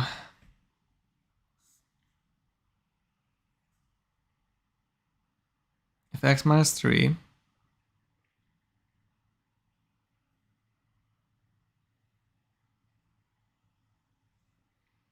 okay, so let's say x, so this is the range we want to look at.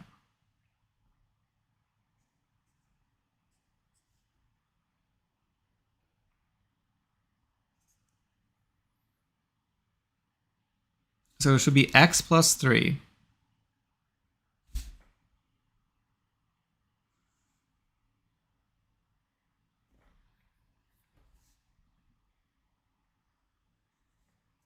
so if x plus 3 is greater, if x plus 3 is greater than y, yes, and x is less than y plus 10. Correct. Okay. And J1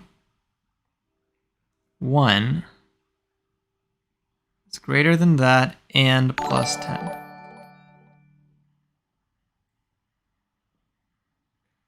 Thank you for the subscription, Ken. Always appreciated, never required. I am dying right now. My code is not working, and I don't understand why. This thing up here should not be all red. There is something very, very wrong.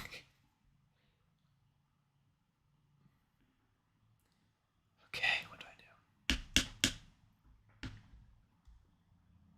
I just don't know why this is doing what it's doing. If I understood what the bug was, I'd be much happier. J. So we're comparing zombie length here.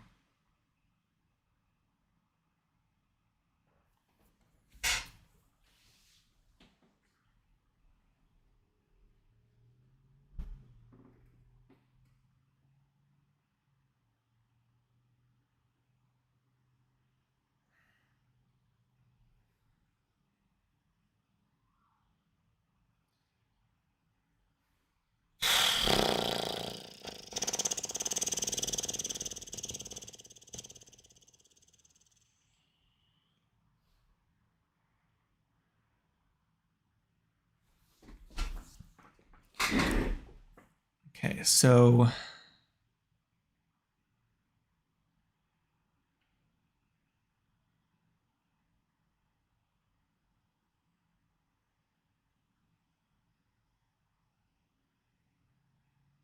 So if that is all true, it should be hit equals 1. Let's console log this. And let's remove the other console.log. How do you change the y-axis? What do you mean by that exactly? What do you mean by change the y-axis?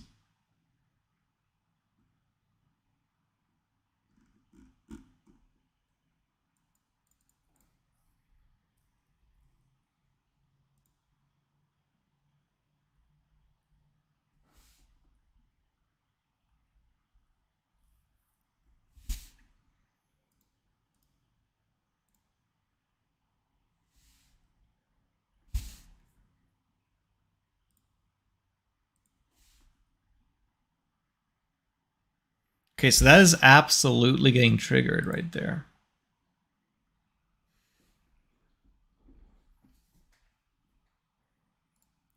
And okay, for right now, I'm gonna change it to where we actually delete the bullet as well.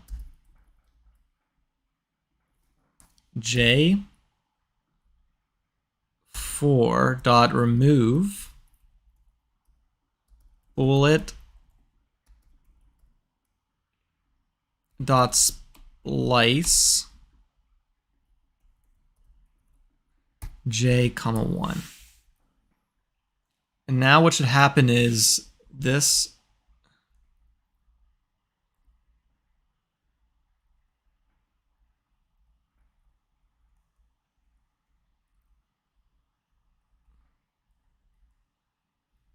I can't tell which zombie is getting removed anymore.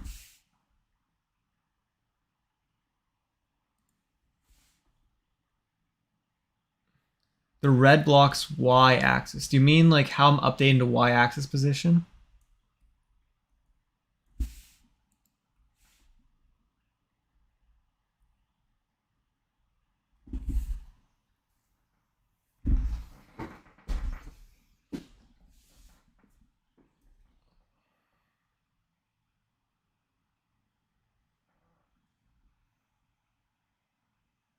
Oh, no, it's not fixed. All I did was I just made it so the bullet automatically gets killed too. So if there's a bullet floating out somewhere, it isn't going to cause the entire thing to act the way it does. Honestly, I had to do it anyways because that's like the bullets shouldn't have pierce, at least not at this point. So it's not fixed. It's more like I've temporarily made it not look horrible. Also, I don't like the reload time right now. It kind of doesn't feel good. I'm gonna like make it 10.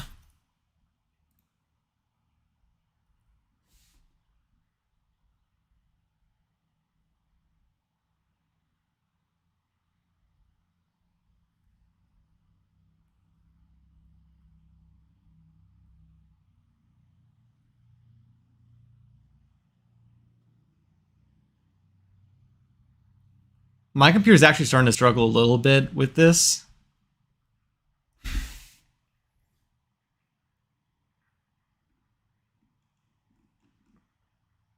I might actually like cap the amount of zombies to like 15.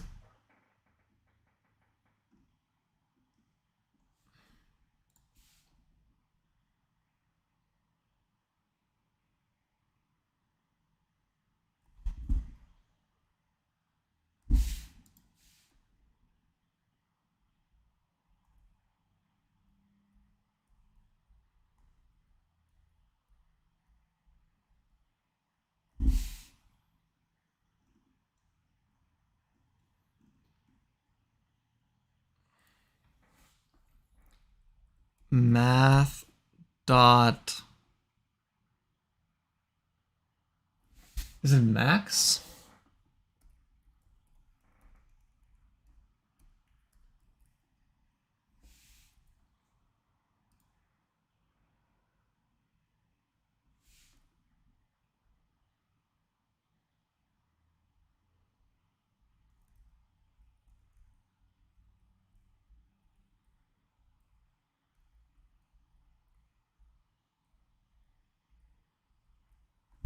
Oh, min. Whoops.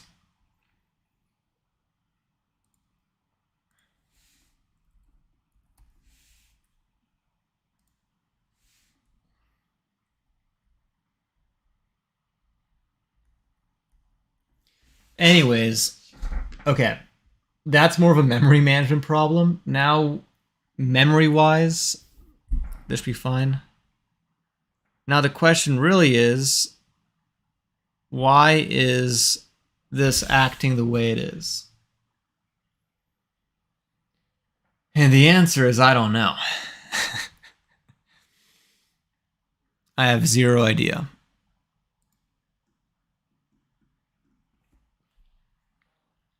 I'm pretty sure that this logic is correct, as far as I can tell. Let's actually, okay, what I'm going to do is I'm actually going to separate this.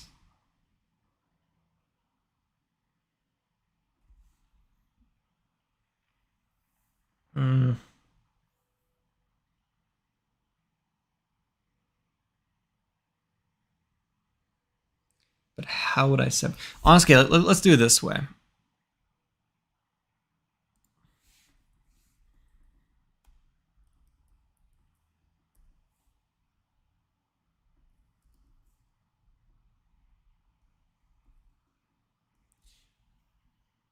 Let's put it in 2 brackets.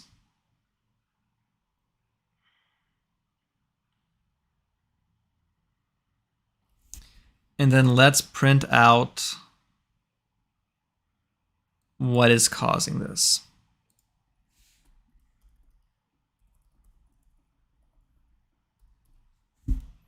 Actually, that's going to be ugly, though. I'm not sure how happy I am with this.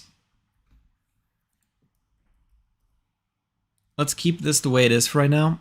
And instead, let's print out the issue.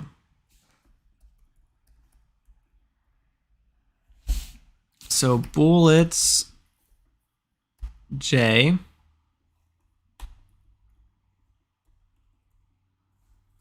plus zombies I. And hopefully this will shed some light on the issue.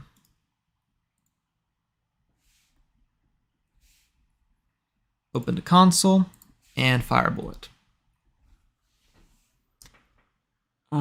Dum ba dum ba dum. 010.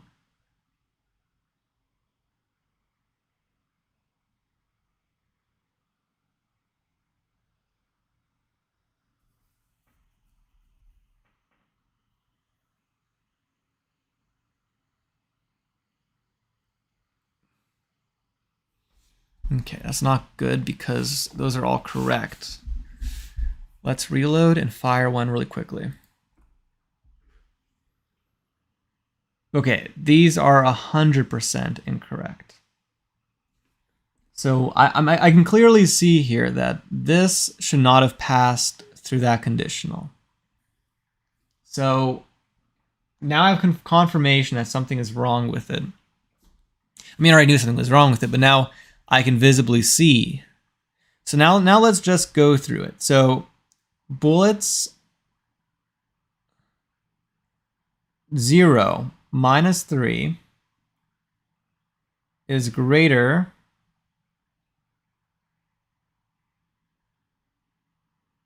that's the problem. No, wait. No, that's the problem.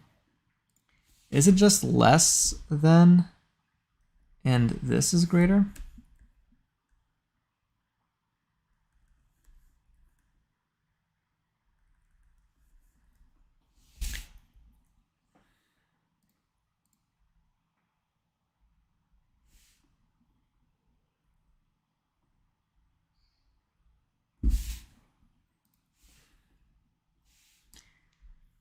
$105.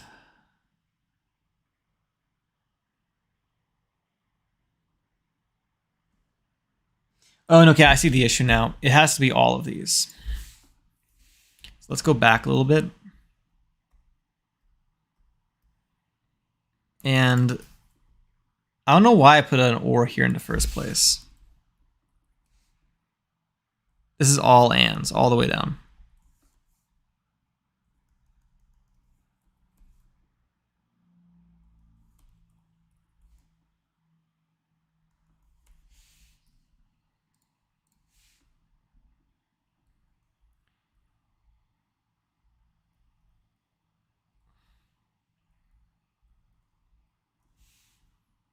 Okay, well, some of it's working, some of it isn't working. But we're getting some more behaviors that that look good. This is incorrect.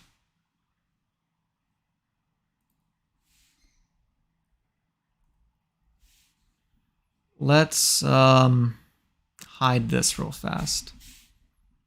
Reload this.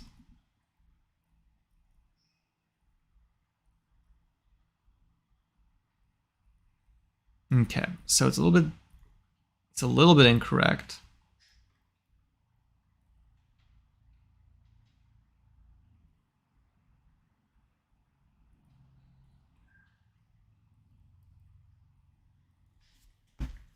Okay, we're getting there though. We're getting there. So, next up, what we gotta do is we need to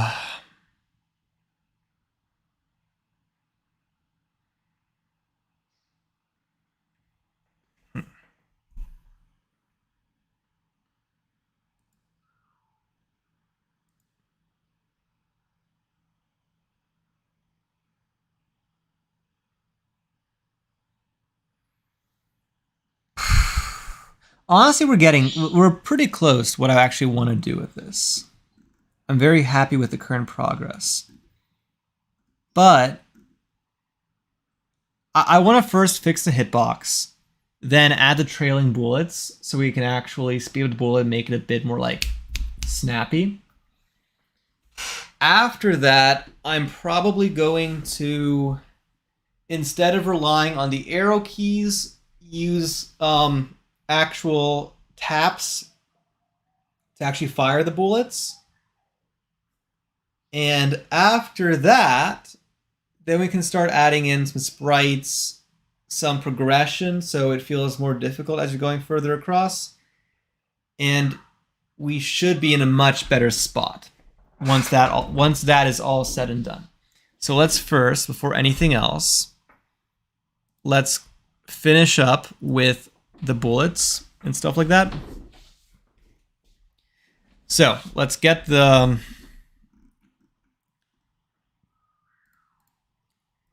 what's it called? The hitbox is fixed. So bullets -3. Well, actually, bullets +3. So bullets +3. And bullets -10.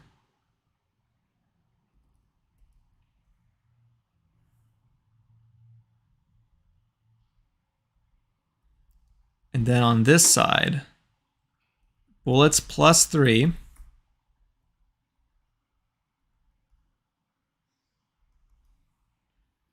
-10.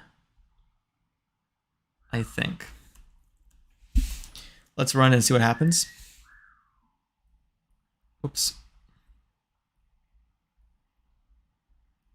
I think that is looking pretty good. The hitboxes feel good. Wait, actually, it kind of stopped a little bit early. Is it just me, or let's try running this again. So on the left side, it kind of pierces in, but on the top and on the right, it stops too early. I don't think that's correct. That is incorrect. So we're being too generous on the top and on the side. So why? My best guess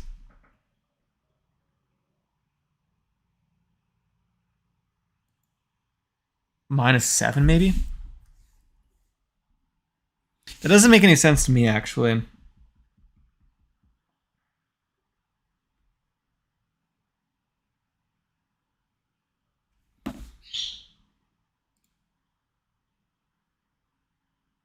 -7 +3.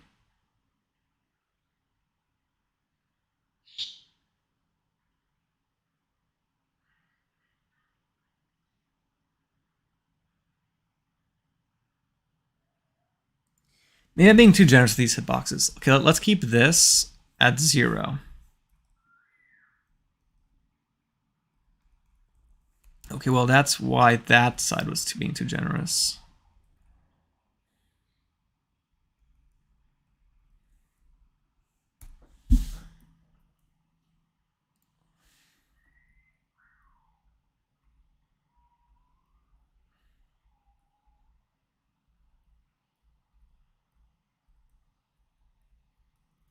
Well, that's horrible. Why is that not working at all?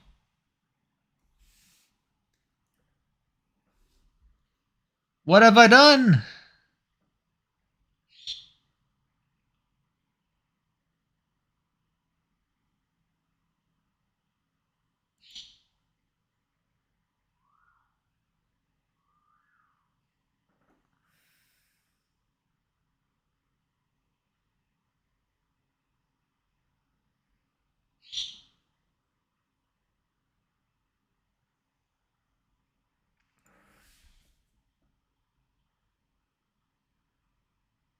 So if bullets is greater than Y,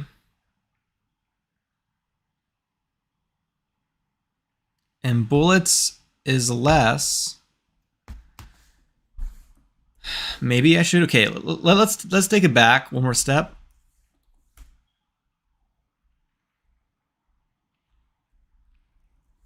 Let's bring this back to where we're kind of like being very, very generous with the edges.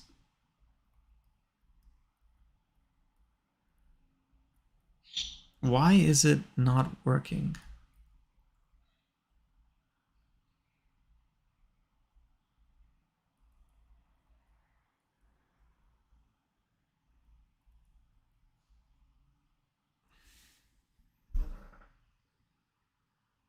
I don't understand, actually.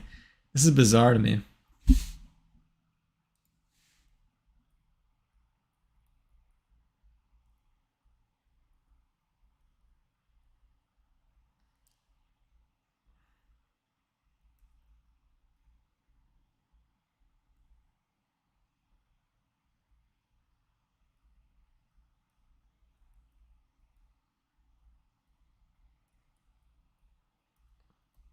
Okay, so for some reason the hitbox isn't working on the bottom side. But on the top half of it, it is working. I don't get it. I genuinely don't understand why the behavior is like this. So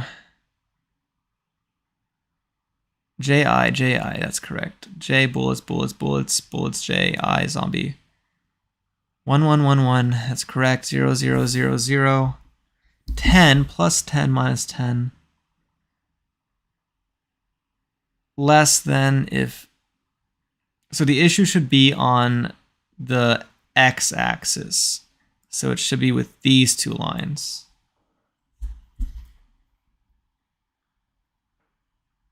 And the question is, why is it not capturing that?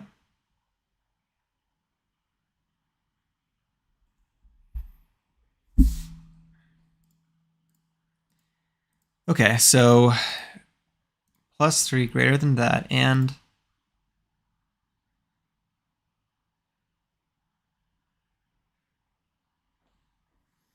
bullets minus 10.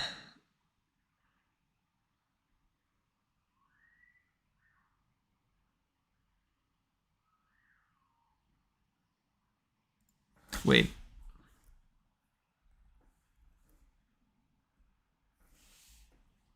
That might be it.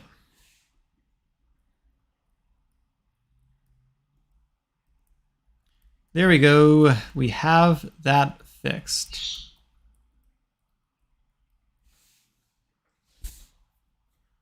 Now let's implement bullet trails so we don't accidentally miss. Well, actually, okay, let's do two things. First of all, let's implement the actual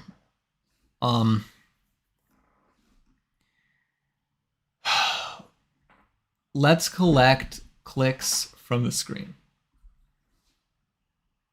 So I'm gonna actually have to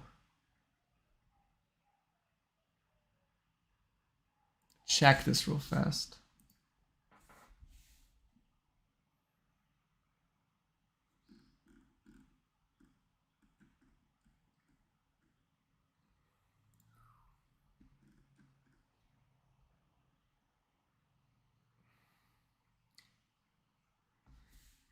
New subscriber here. First time seeing someone using Notepad or Notepad++, and I like it.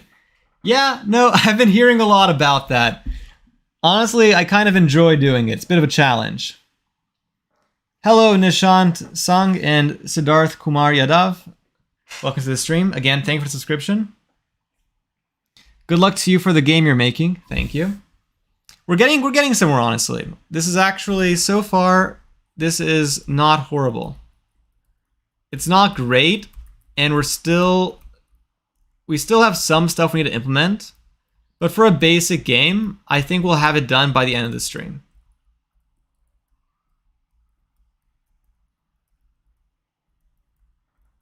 I'm very, very happy with this.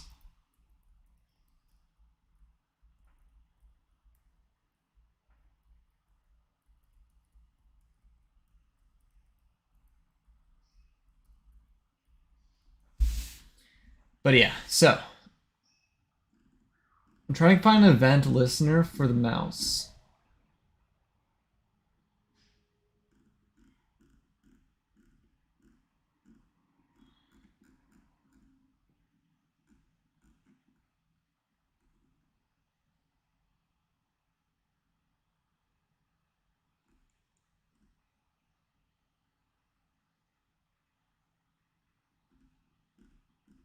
But I need to know exactly what the event listener for Click does.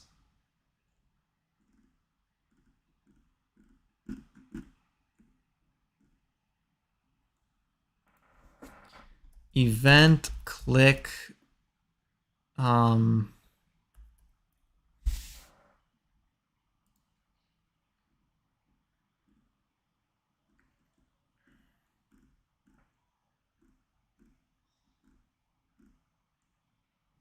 I need to get the location of the mouse. That's what I'm currently struggling with.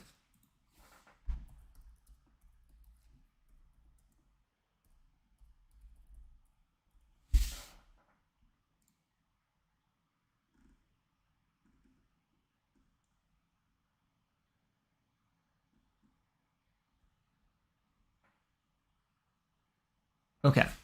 So theoretically speaking, apparently if I make an event listener,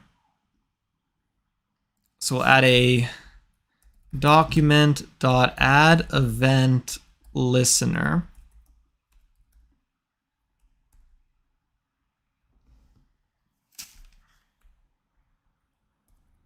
On Click.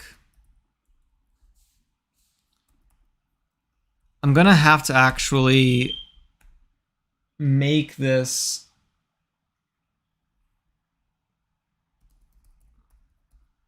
because I don't, if we're gonna have like an intro screen or something, I don't want this to interact with that. I'm gonna have to actually add some logic in later for this. But for right now, what we're gonna do is we're going to get the location, which apparently is client X and client Y. So client X is going to give us, actually, I don't think you guys can see, I'm kind of zoomed out. Let's zoom in a little bit. So we're adding a new event listener on Click. When we click, it's going to shoot a bullet. And we're going to take the previous logic we used, which is here. Where is it?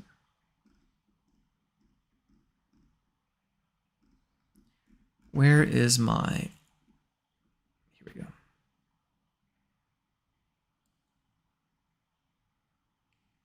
We'll just grab this logic. We'll remove all this.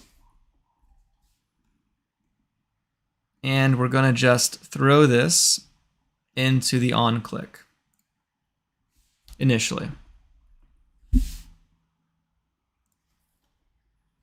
Let's clean up some of the tabs just for readability.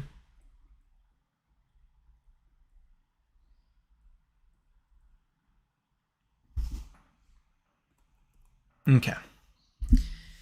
And now the first thing we're going to do is let's for the sake of testing, begin with this being 1 and 0. And now let's run it. And nothing is happening. That is not great.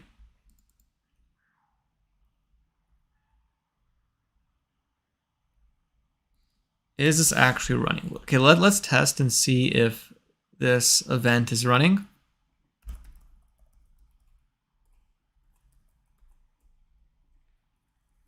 So console.log this, inspect element, open the console. Yep, it is not actually running. Is it on? It's on click, right?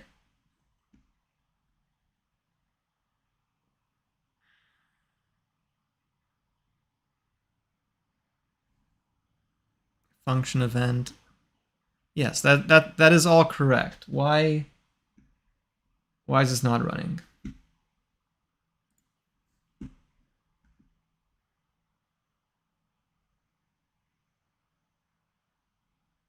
Is it just click?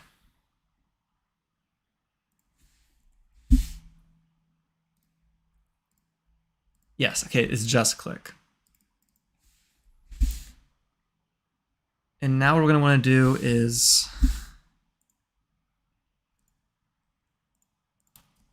let's get, so client X minus window dot inner width over 2.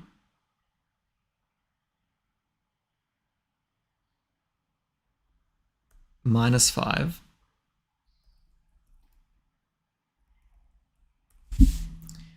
And just grab this again.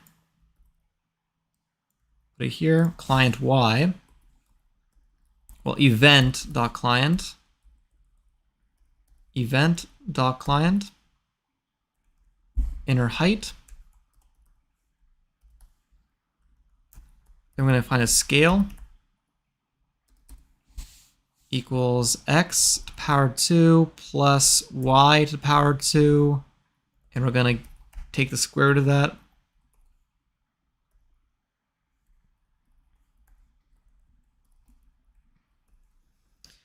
And then we're going to divide the x by this x equals x over scale, y equals y over scale.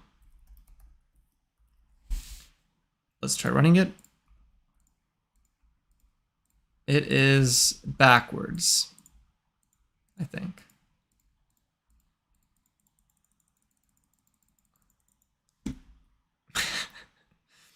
Okay, what am I doing wrong?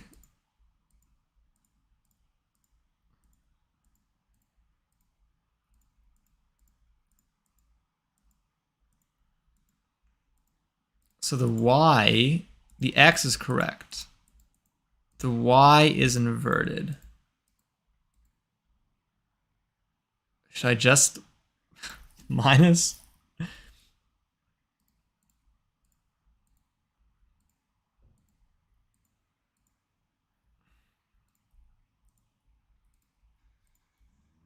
That works, honestly. So we'll do like times 5 times 5. Okay, let's try running it.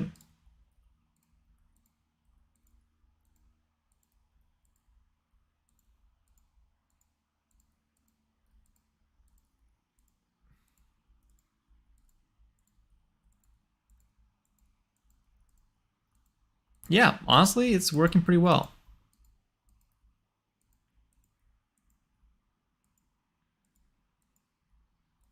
The aim is kind of off though. Like if you look closely, you'll notice that it's right below where the mouse is. It doesn't feel 100% there. Let's try like this. You see that it's like not exactly where I'm clicking. Will this fix it?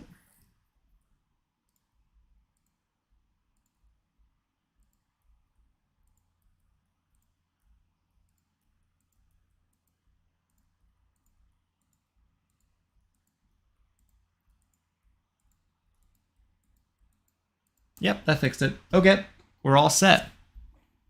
We have the basics of the shooter done.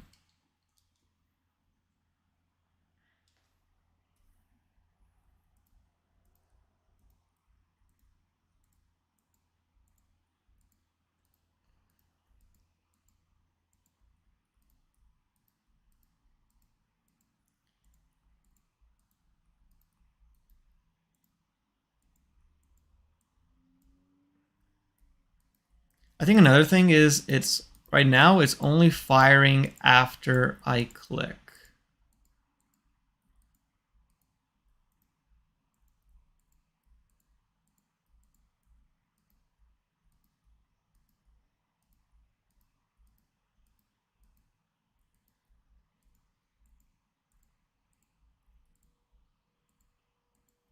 That is not correct.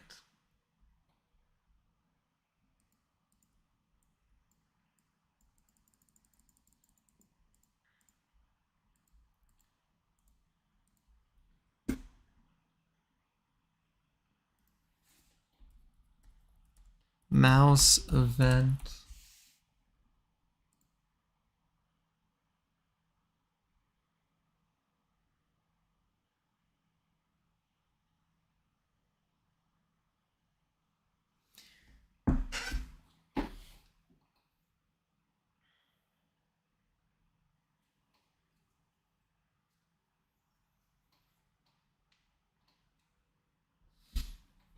Well, actually, I'm kind of curious. Does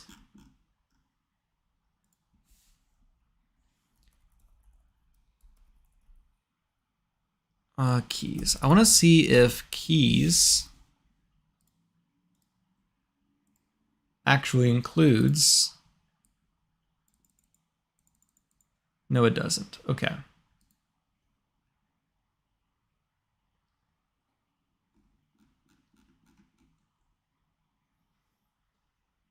I think what we're going to do here is we're going to add a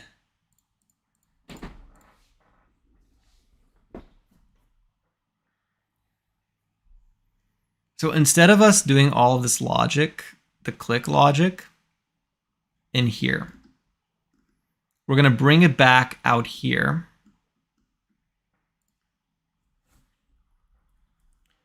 If clicking and reload is less than 0,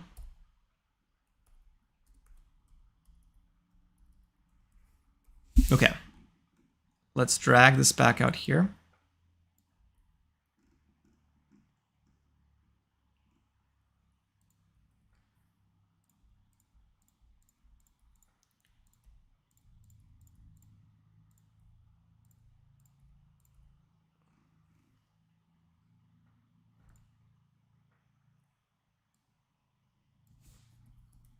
Mouse down.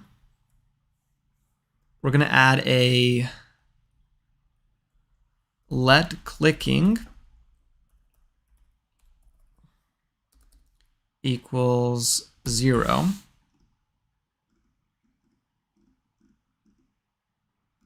So if you're clicking, so mouse down, clicking equals 1.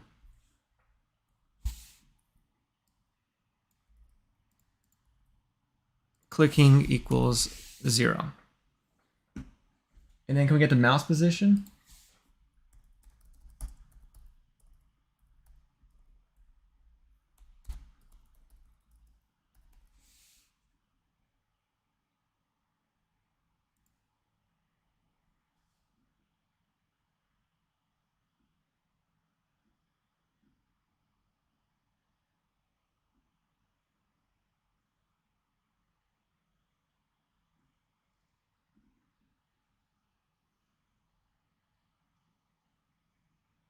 Hmm.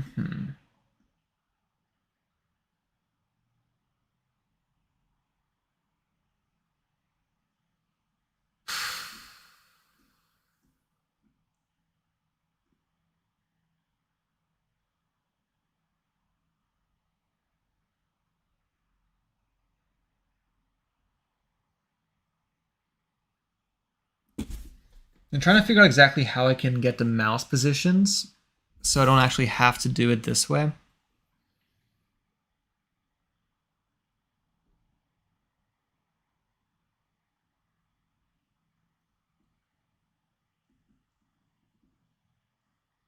Recording event. Okay, so the way how they're saying it is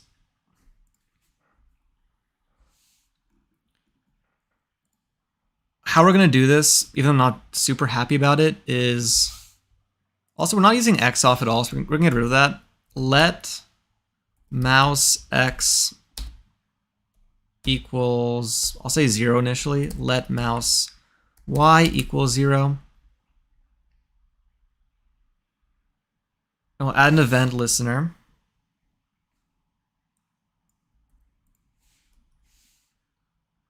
On mouse move,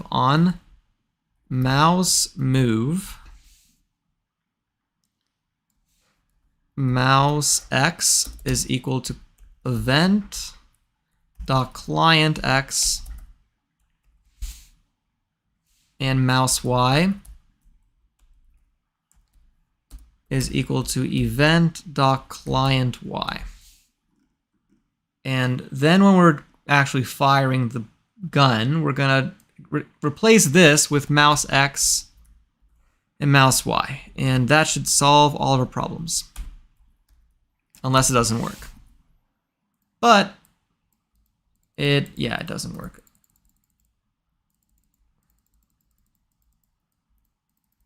Why are you not working? Let's look and see if there's anything in the console that is worrisome. Okay, let's remove the console logs we have already.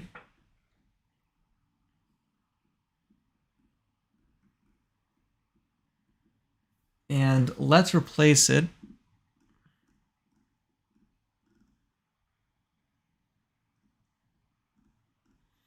there's one more console log. It's in our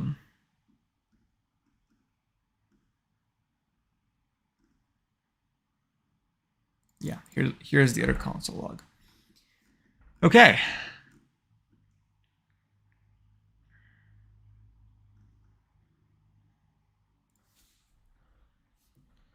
Console.log mouse X plus mouse Y. Let's run it and see what happens.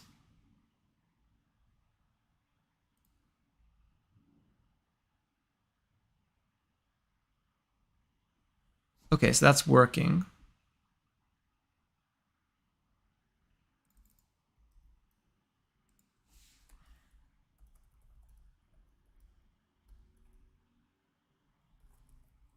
Is this working?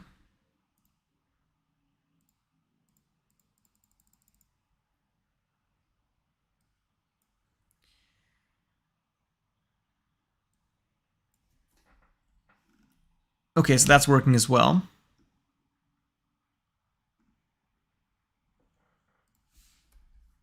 Console.log clicking.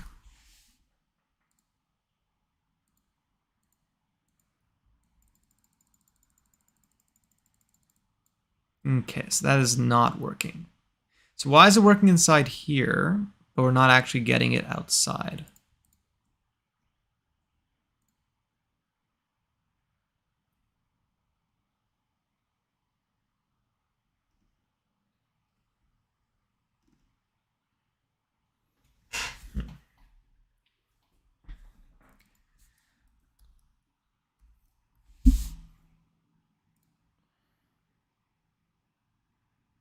Okay, so mouse X is working. Oh wait, mouse up.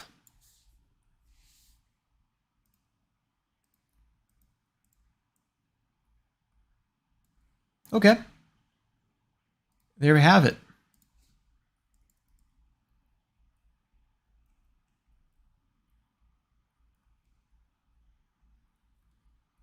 We have a very, very basic shooter. But it's working!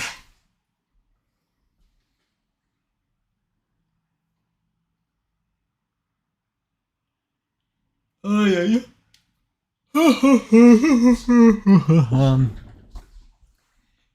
It does in fact work.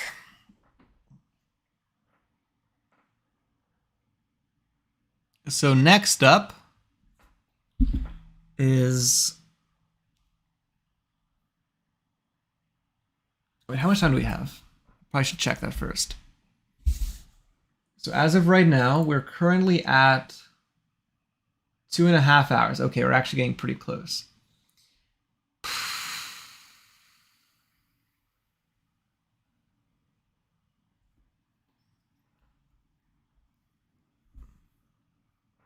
Quite frankly, we'll add a game over. Okay, let's do a couple things.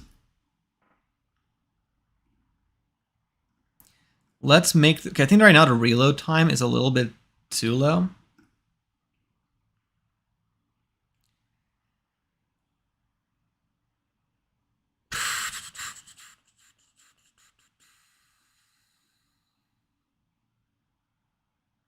So let's make the reload time like 30. Let's try 30 and see how it feels.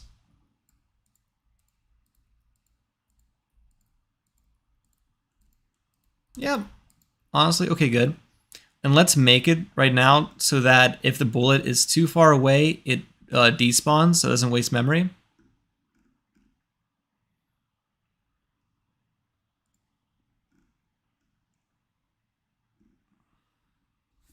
So if bullet I0 is less than window dot inner width,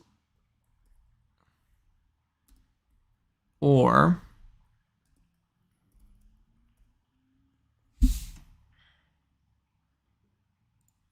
actually we'll do math. We'll do math.apps. Math. It's abs, right? For absolute value.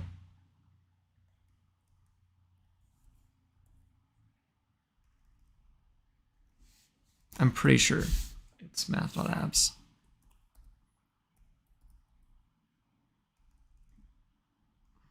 Bullets I0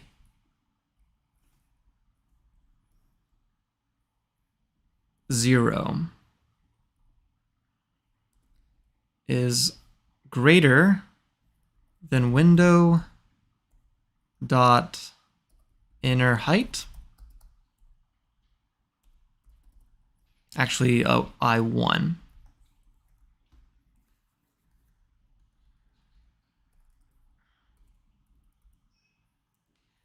Then we're going to remove the bullet. So bullets I4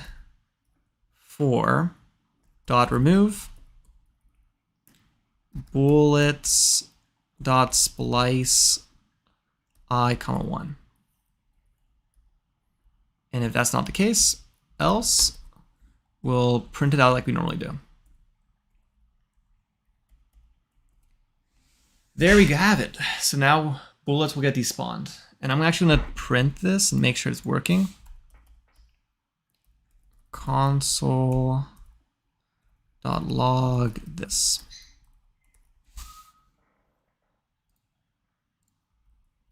So let's, don't mean to do that. Inspect console. Yeah, so if you miss completely, it will do it. Yeah. Okay, now the last thing I want to do is let's first make us move a lot slower. So whenever we're updating the speed of us or the position, where do we update position?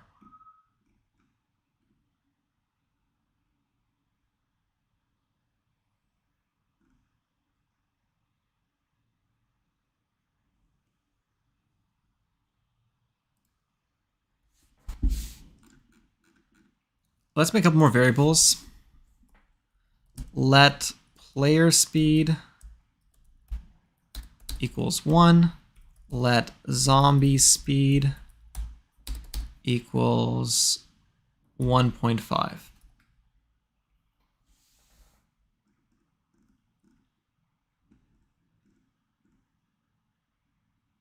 And now what we'll do is we're going to do player speed on all of these.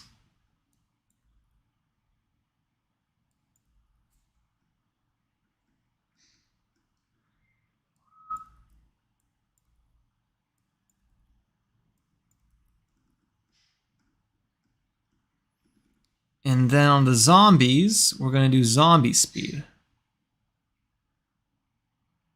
So we got the scale.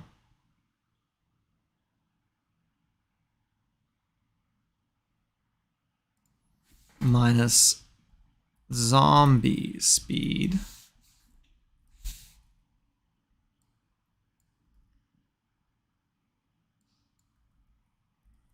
Now let's run it and see what happens.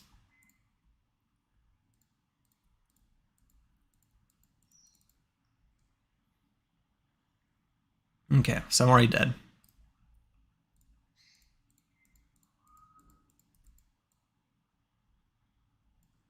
Maybe a little bit too fast on the zombie speed right now. So then we're going to start zombie speed at 0.5.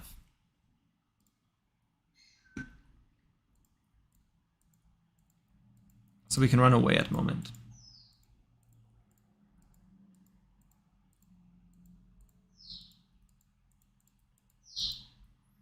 But then what I want to do is I want to slowly speed the zombies up. So I feel like a round should last like a minute. That's how long I'm imagining this to last. So let us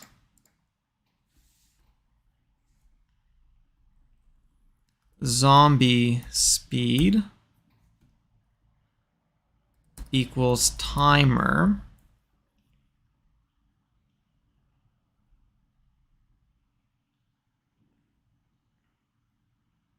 Well,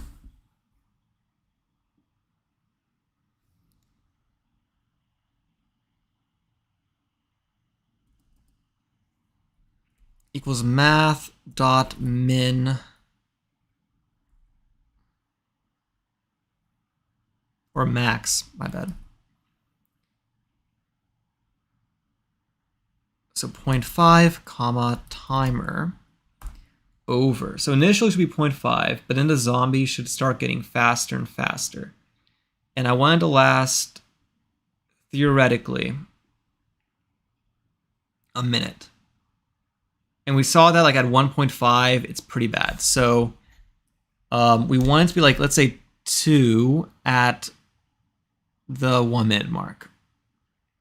So the 1 minute mark is going to be 60 times 60, 3,600. So we want it to be like 1,800.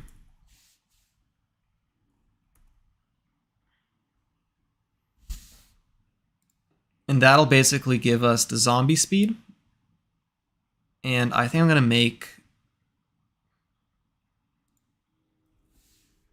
15, I think is a pretty good number for this, but I think I'm going to increase this to like 200.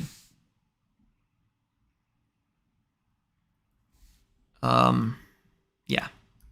Let's try this.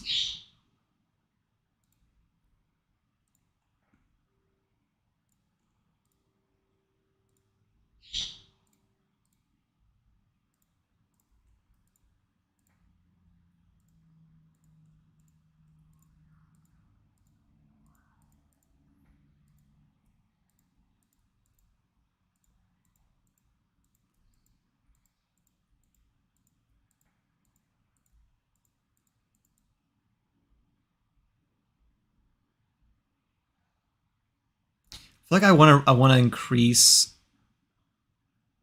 the reload or decrease the reload time. I think where this game could really start to shine is through like upgrades, through like item pickups and so on.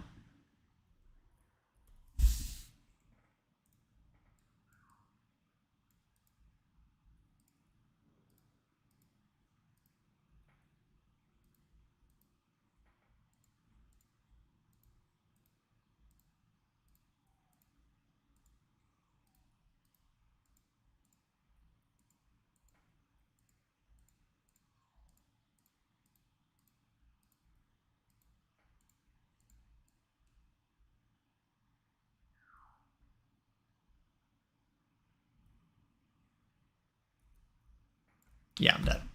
Yeah, honestly, it's feeling pretty good so far. And we are starting to like, we have 20 minutes left before I said, again, this is a 3-hour game jam that I wanted to do. So let's add in a score, game over, like a quick like how to play.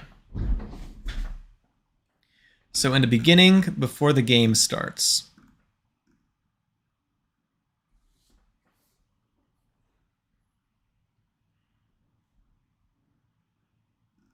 again, we didn't really get to doing artwork and so on. This is more of like, this was 3 hours. I feel like if I had maybe 7 hours, I would get artwork, item pickups, and so on. I think we could have gone to that point.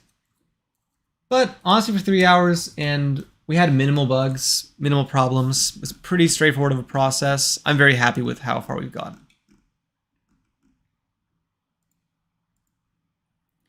But yeah, anyways, to continue, we have 20 minutes left, so let's make the most of it.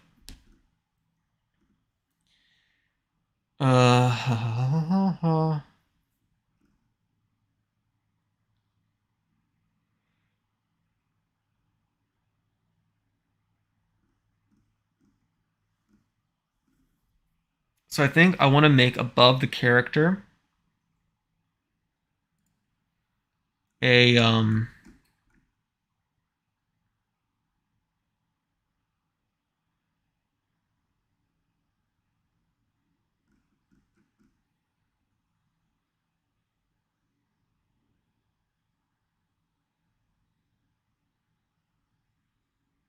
so this is gonna be like the original loop.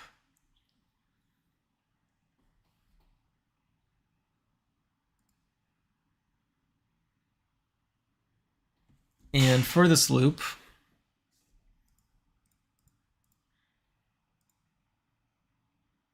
let's like put this entirely in if. And we're gonna add in 3 phases: a game over phase, a start screen, and a game phase.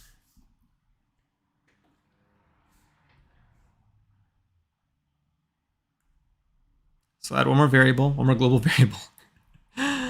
Okay, there's I will say there's a lot of cleanup we could do, but we're not going to worry about. Where can I learn this? I will say that what I'm doing right now isn't what I would call proper or correct or even ideal. If you want to learn what I'm doing specifically, I'm doing everything in HTML and JavaScript and CSS. I'm just using like very basic website components to do this. And the resource I use all the time is called W3 Schools. Like if you Google W3 and like JavaScript, you should find a website. It's just W3 Schools, and it'll teach you everything that I'm doing. However, if you want to make games how other people make games, what I would recommend is searching up Unity, Unreal. Those are more common ways of doing it. The way I'm doing it is very unconventional. But really, it's all about just applying fundamentals of game design to website coding, which is really weird, but when you do it, it ends up making sense, at least to me.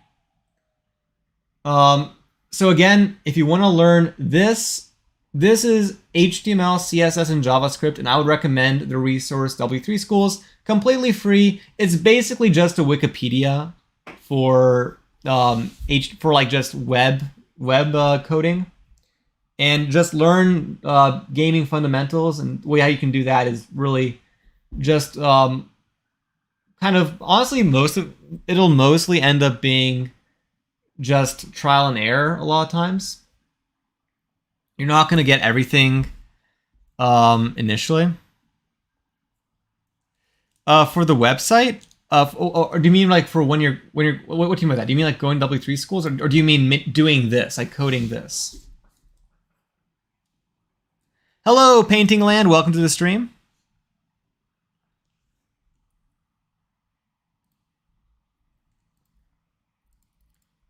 How's everybody doing? But yeah, well, one more time, Defin, like, do you mean do you have to pay for like for me having this website running, or for what exactly? For coding this? No, actually, unlike any other platform or any other language, the really cool thing about doing stuff. No, actually, no. The cool thing about doing this is if you're doing it on your own computer, you don't have to pay for anything. Like literally, you can run this on any browser if you have the code. Like if I literally gave you this Word file and you saved it on your computer as an HTML, you just run it on a browser. You could even copy and paste it onto a website in your browser and it would still work. The thing is, I'm coding right now in pure HTML, which is literally just like the bedrock of the internet. Like it's just how the entire internet uses these types of files. So you can just use any browser, just run this folder. Like here, let me show you. So if here, let me go out of this real fast. So here is where is it? Where is my little, here's the shooter. So here is my HTML file. So like literally I could just, let me just make another one real fast. So I'll make a new, honestly, okay, I'll just open Notepad again. Notepad. So I open up the Notepad. So here's my Notepad. And if I just paste, so take all my code, I copy it, I paste it, and then I save it as an HTML. So test.html. I make sure it doesn't automatically save to a .txt. No, we'll call it another, because I already have a test. And then I take the another, like this file I made, and I open it with Internet Explorer. Basically, if I open it with any web browser, let's say Google Chrome.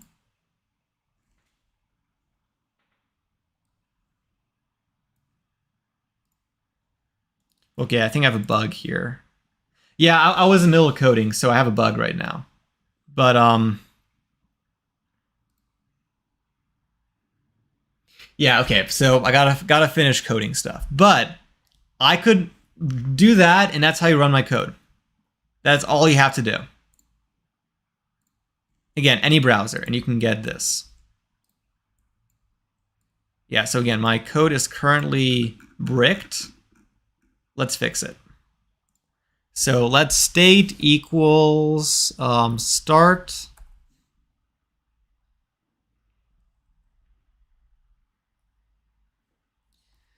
What I'm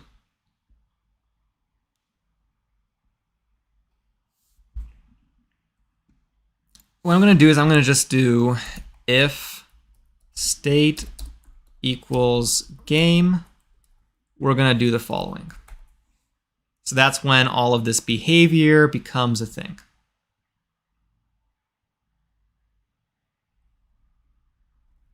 But else if state is going to equal start, we'll have a different behavior.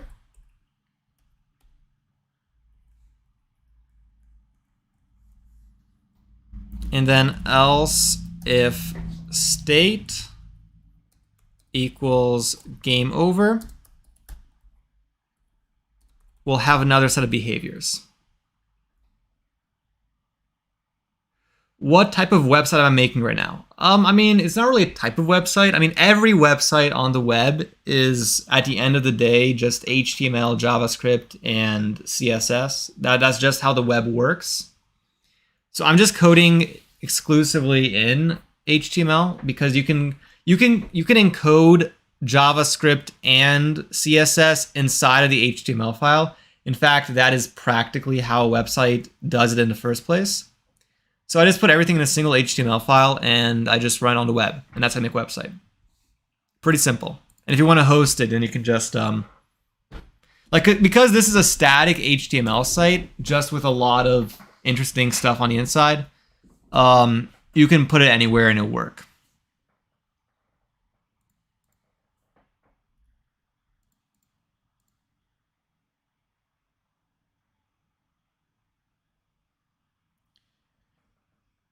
So I'm gonna just I'm gonna have a text thing up here and a text thing down here. And how we're gonna do that is we will have a div.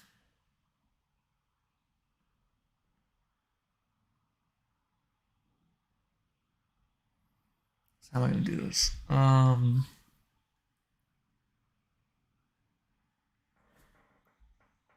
Make the zombie say Technoblade never dies. Well, I don't really have any audio stuff that I can use right now. And again, I'm trying to do everything within 3 hours, and we're kind of closing in on the deadline. I mean, we can go a little bit over. I'm not gonna this is not for a game jam or something. It's not like I have an exclusive due date, but I'd like to at least stay true to my challenge. So let's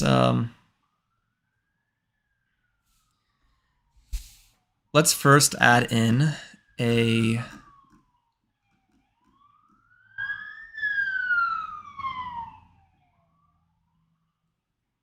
two divs.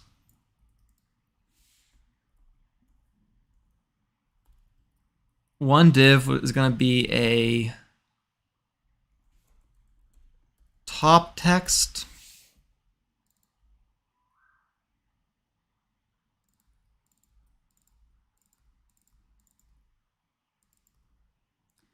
And one's going to be a bottom text.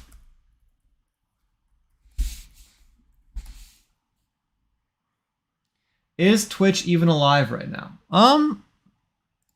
I will say my Twitch has kind of been wait, you mean like in general? Like, has my Twitch died? I can check that really, really fast. If you mean like in general, like my audience, on Twitch, I kind of got most of my following through like playing games. Okay, my Twitch is in fact alive right now. But I got most of my following through playing games like Valorant and so on. And also, I did most of my Twitch a while back.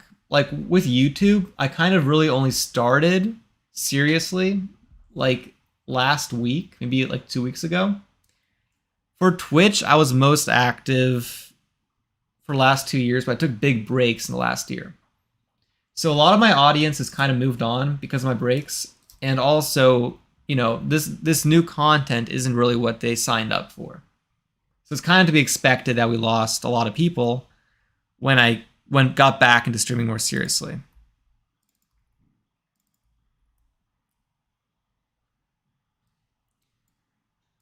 Okay, so we're gonna do this. Position width is gonna be, let's just do 100%.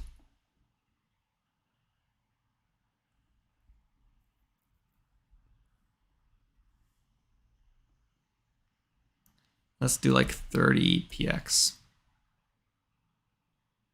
Do I know Muck? I do not know who Muck is.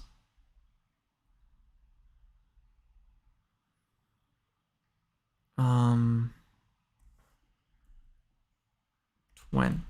15? Let's do 15.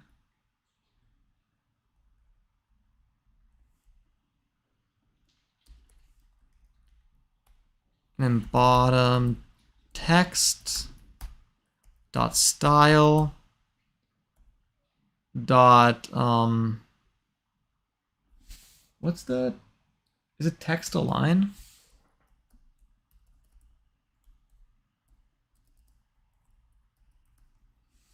I think it's text align.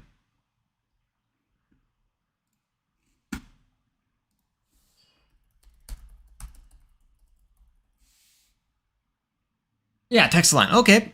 I'm on a roll right now. I remember everything.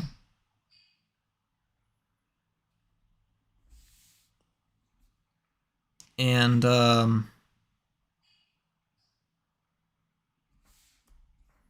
bottom text dot style dot font.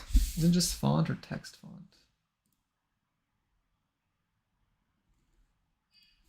CSS font.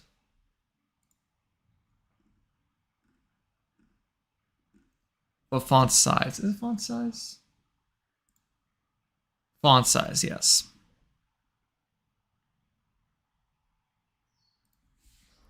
Font size is equal to 20 px.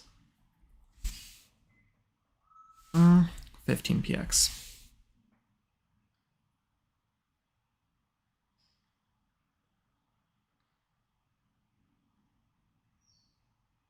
Oh wait, inner height to minus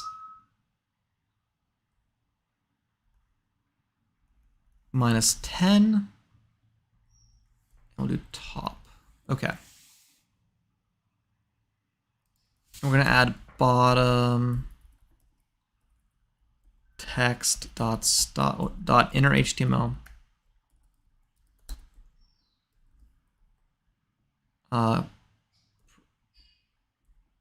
Press anywhere to start. Okay.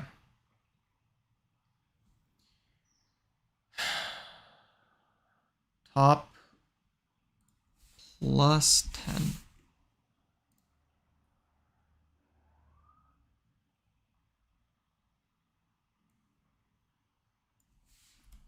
Click to start.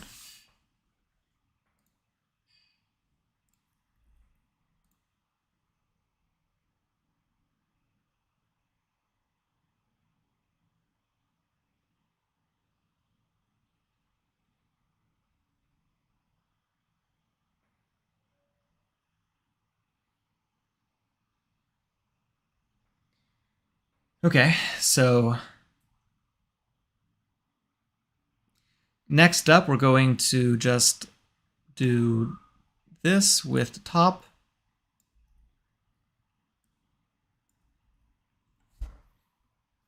Top text as well.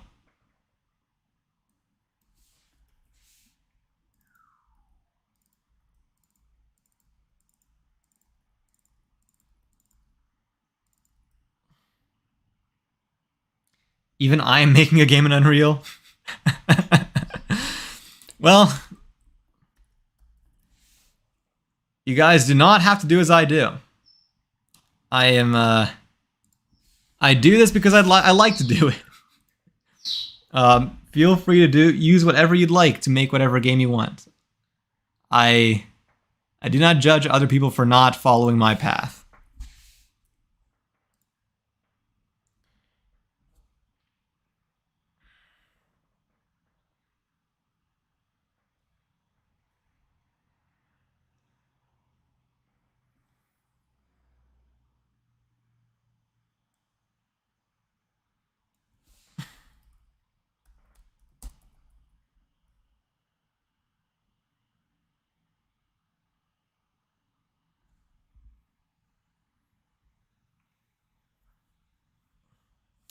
I think actually, let's like have the name of the game up here.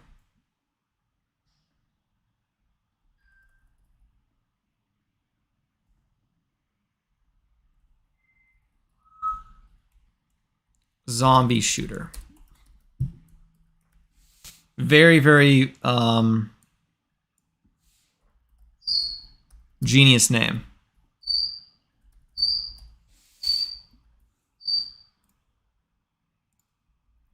Okay.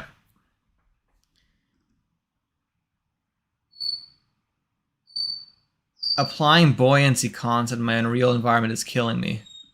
Yeah, no, anything that's like deeper physics is always getting more difficult.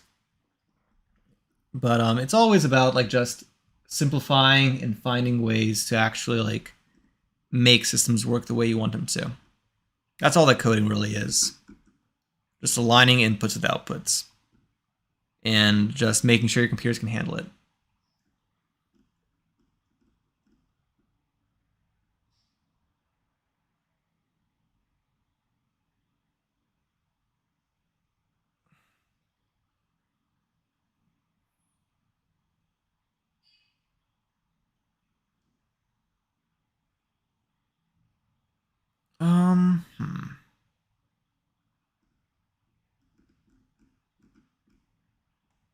Can I do a breakpoint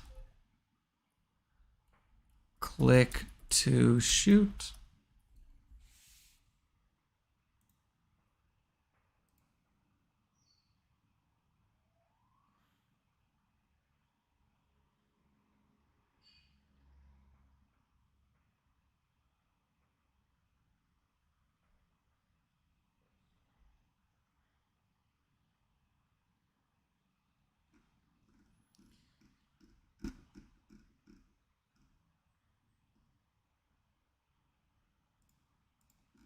So right now we're in the start state.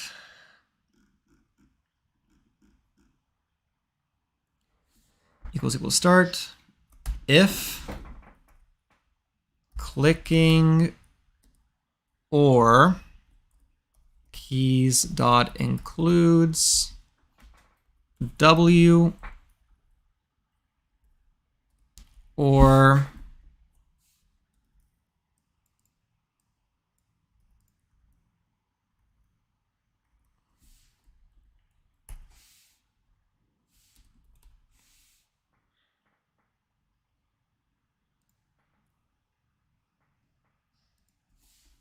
A S D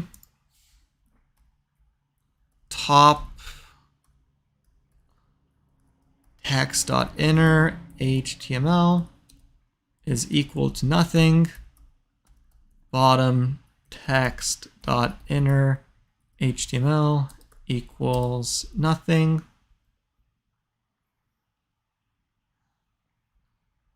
And state equals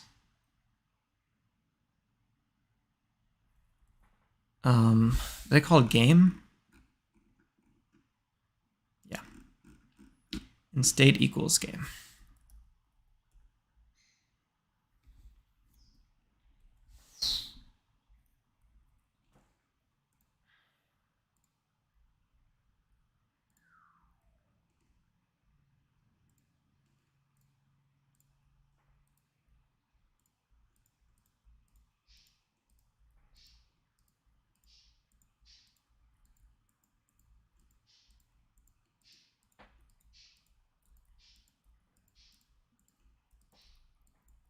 Okay.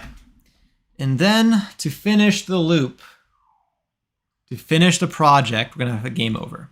So as I mentioned earlier, we actually have where the game over has to be. Why? Okay, that's fine. The game over is going to be right here.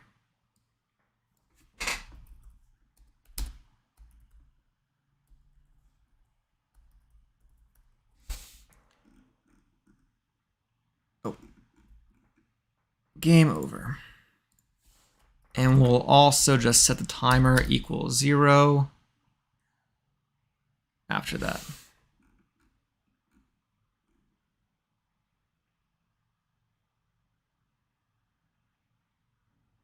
Yeah, that's fine.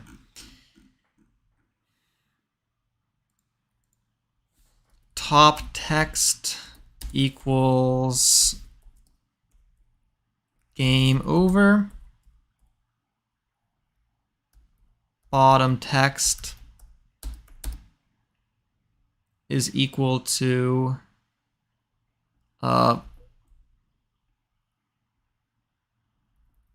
was or click to play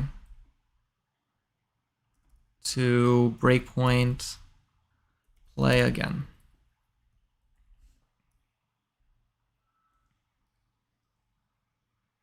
Hello there, computer isn't letting me do spaces and is totally messed up right now. Yeah, no, I've had bad computers like that before.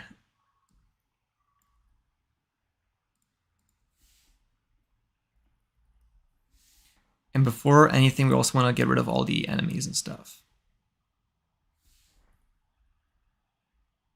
So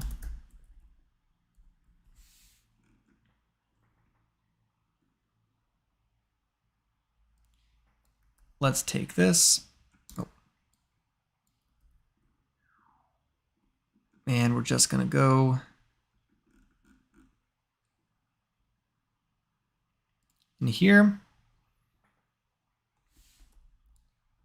For I, let I equals 0, I less than bullets dot length I plus plus.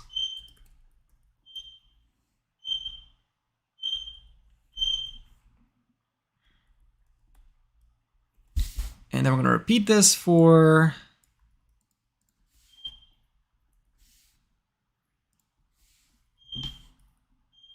I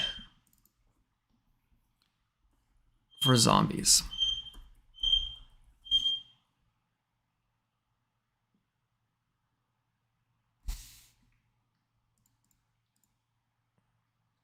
Actually, I'm thinking it'd be more cinematic for us to do this after we reset the game. It would kind of also add a an element where it's gonna feel like it's actually like resetting the game. So I'm gonna just introduce that code right here.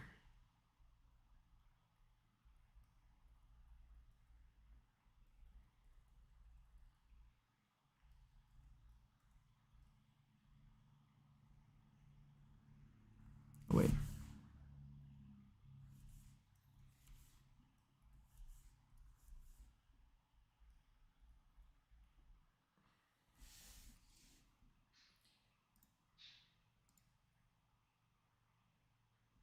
And with that, I think, let's test a loop. Okay, the issue is I gotta make it so it's actually a certain distance. I forgot about that. Because 0 is not attainable. And that is gonna be, where is my...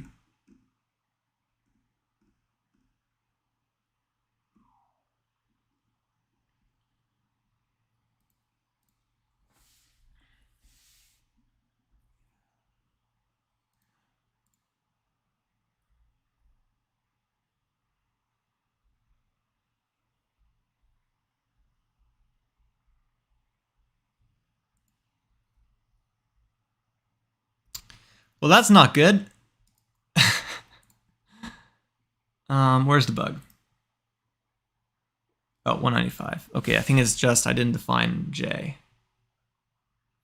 What's my favorite AAA game? I love I love scary games. Actually, that's one thing I want to do soon is make a horror game. But that's an altogether different point. There's the bug. So I think my favorite studio is Red Barrel, the guys who made Outlast 1 and 2. I'd say that's my favorite game. And actually, I played it on stream a while back. I don't think I still have the VOD of it, though.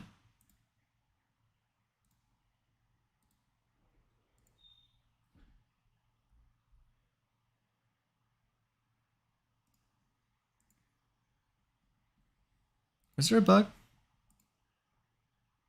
Top text. Oh. Dot inner HTML.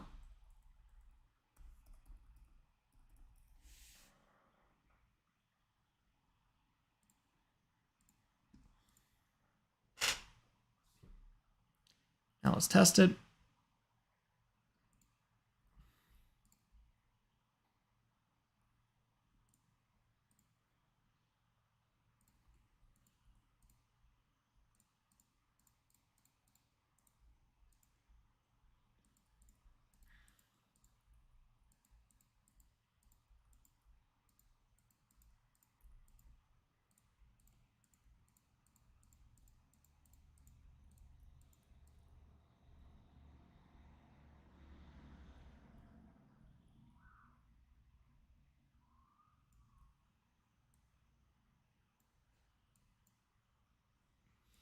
I think what I'm going to do is, because what happened there was I was holding clicking down, so it skipped past the menu.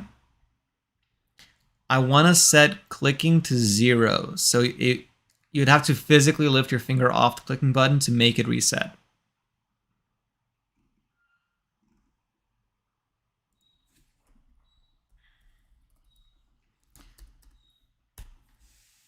So now when I reset it, so let's say that I'm firing away and I get hit by a square.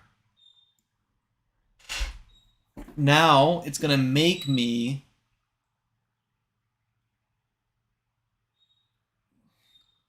do this.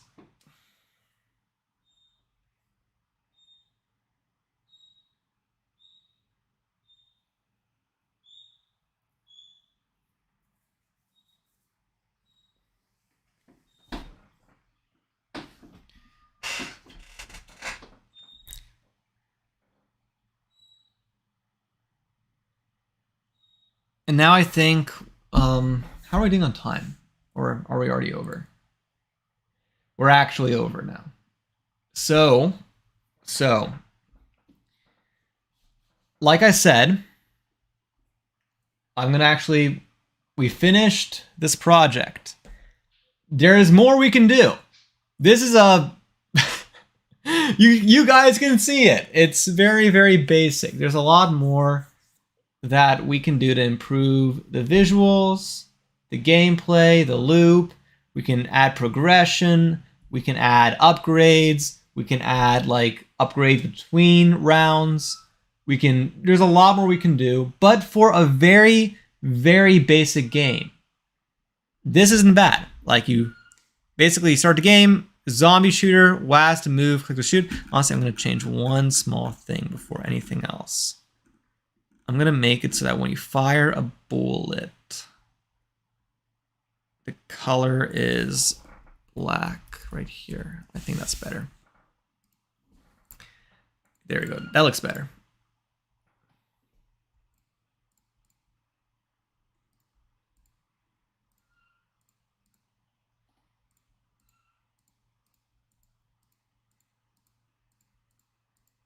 Yeah, there's a lot more we can do to improve this.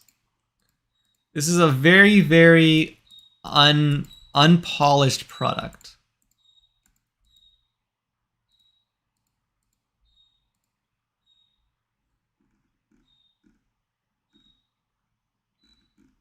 I'm also going to do the same thing for...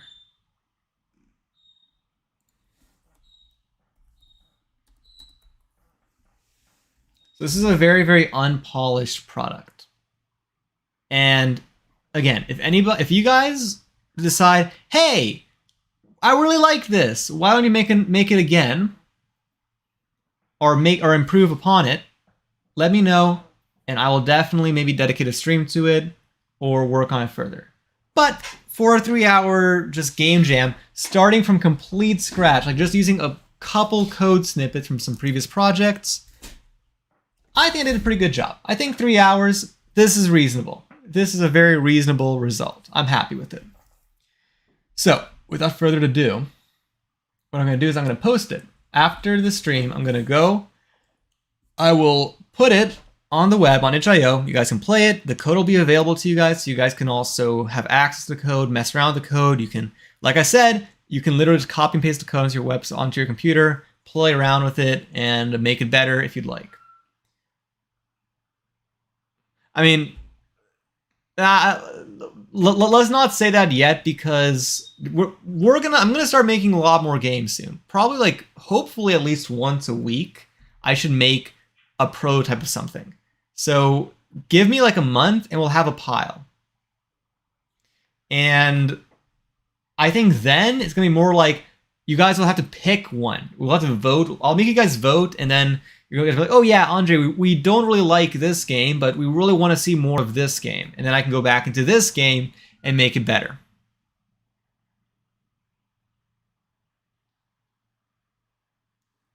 I see that Lee the Memer has fixed his space issue. But yeah, so we'll be ending stream about right here.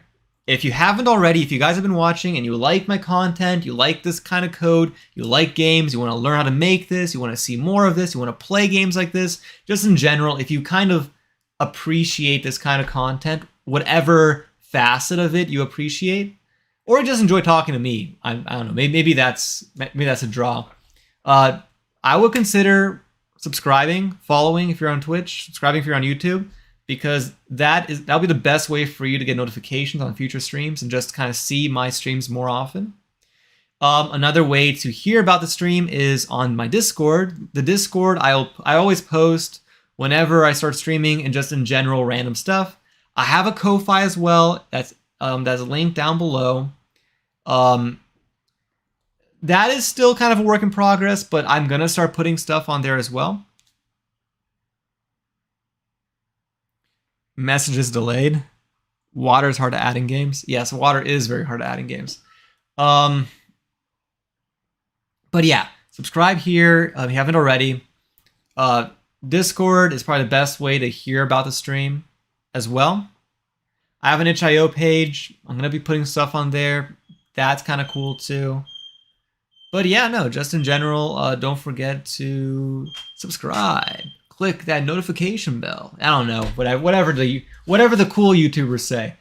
And yeah, I hope you guys all enjoyed this stream. Again, the code will be available on my GitHub. The game will be available on itch.io. You guys will be able to play it, mess around with the code, talk about it. If you have any questions or you're like, hey, Andre, your code is unreadable. How do I fix this? Let me know. If there's any bugs, let me know in the Discord. I have a development portion of the Discord that you guys can just put whatever you want that's code related, and I'll take a look at it.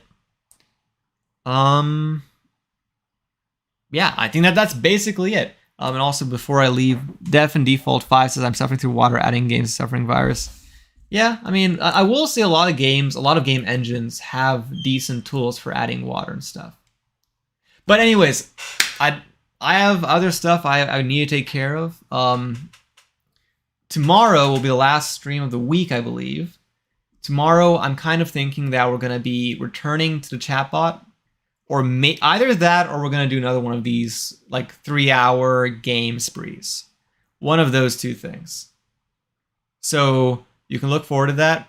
Good night, Defin. Good night, Lee the Memer Wolf. Good night, everyone else who's joined the stream. Soham, if you're still here. Painting Land, if you're still here. Varun, if you're still here. All you guys, if you all have a great night. I hope you guys have some takeaways from this. But yeah, stay awesome. Have a great one. And I'll see you tomorrow. And if I don't see you tomorrow, I'll see you next week. If I don't see you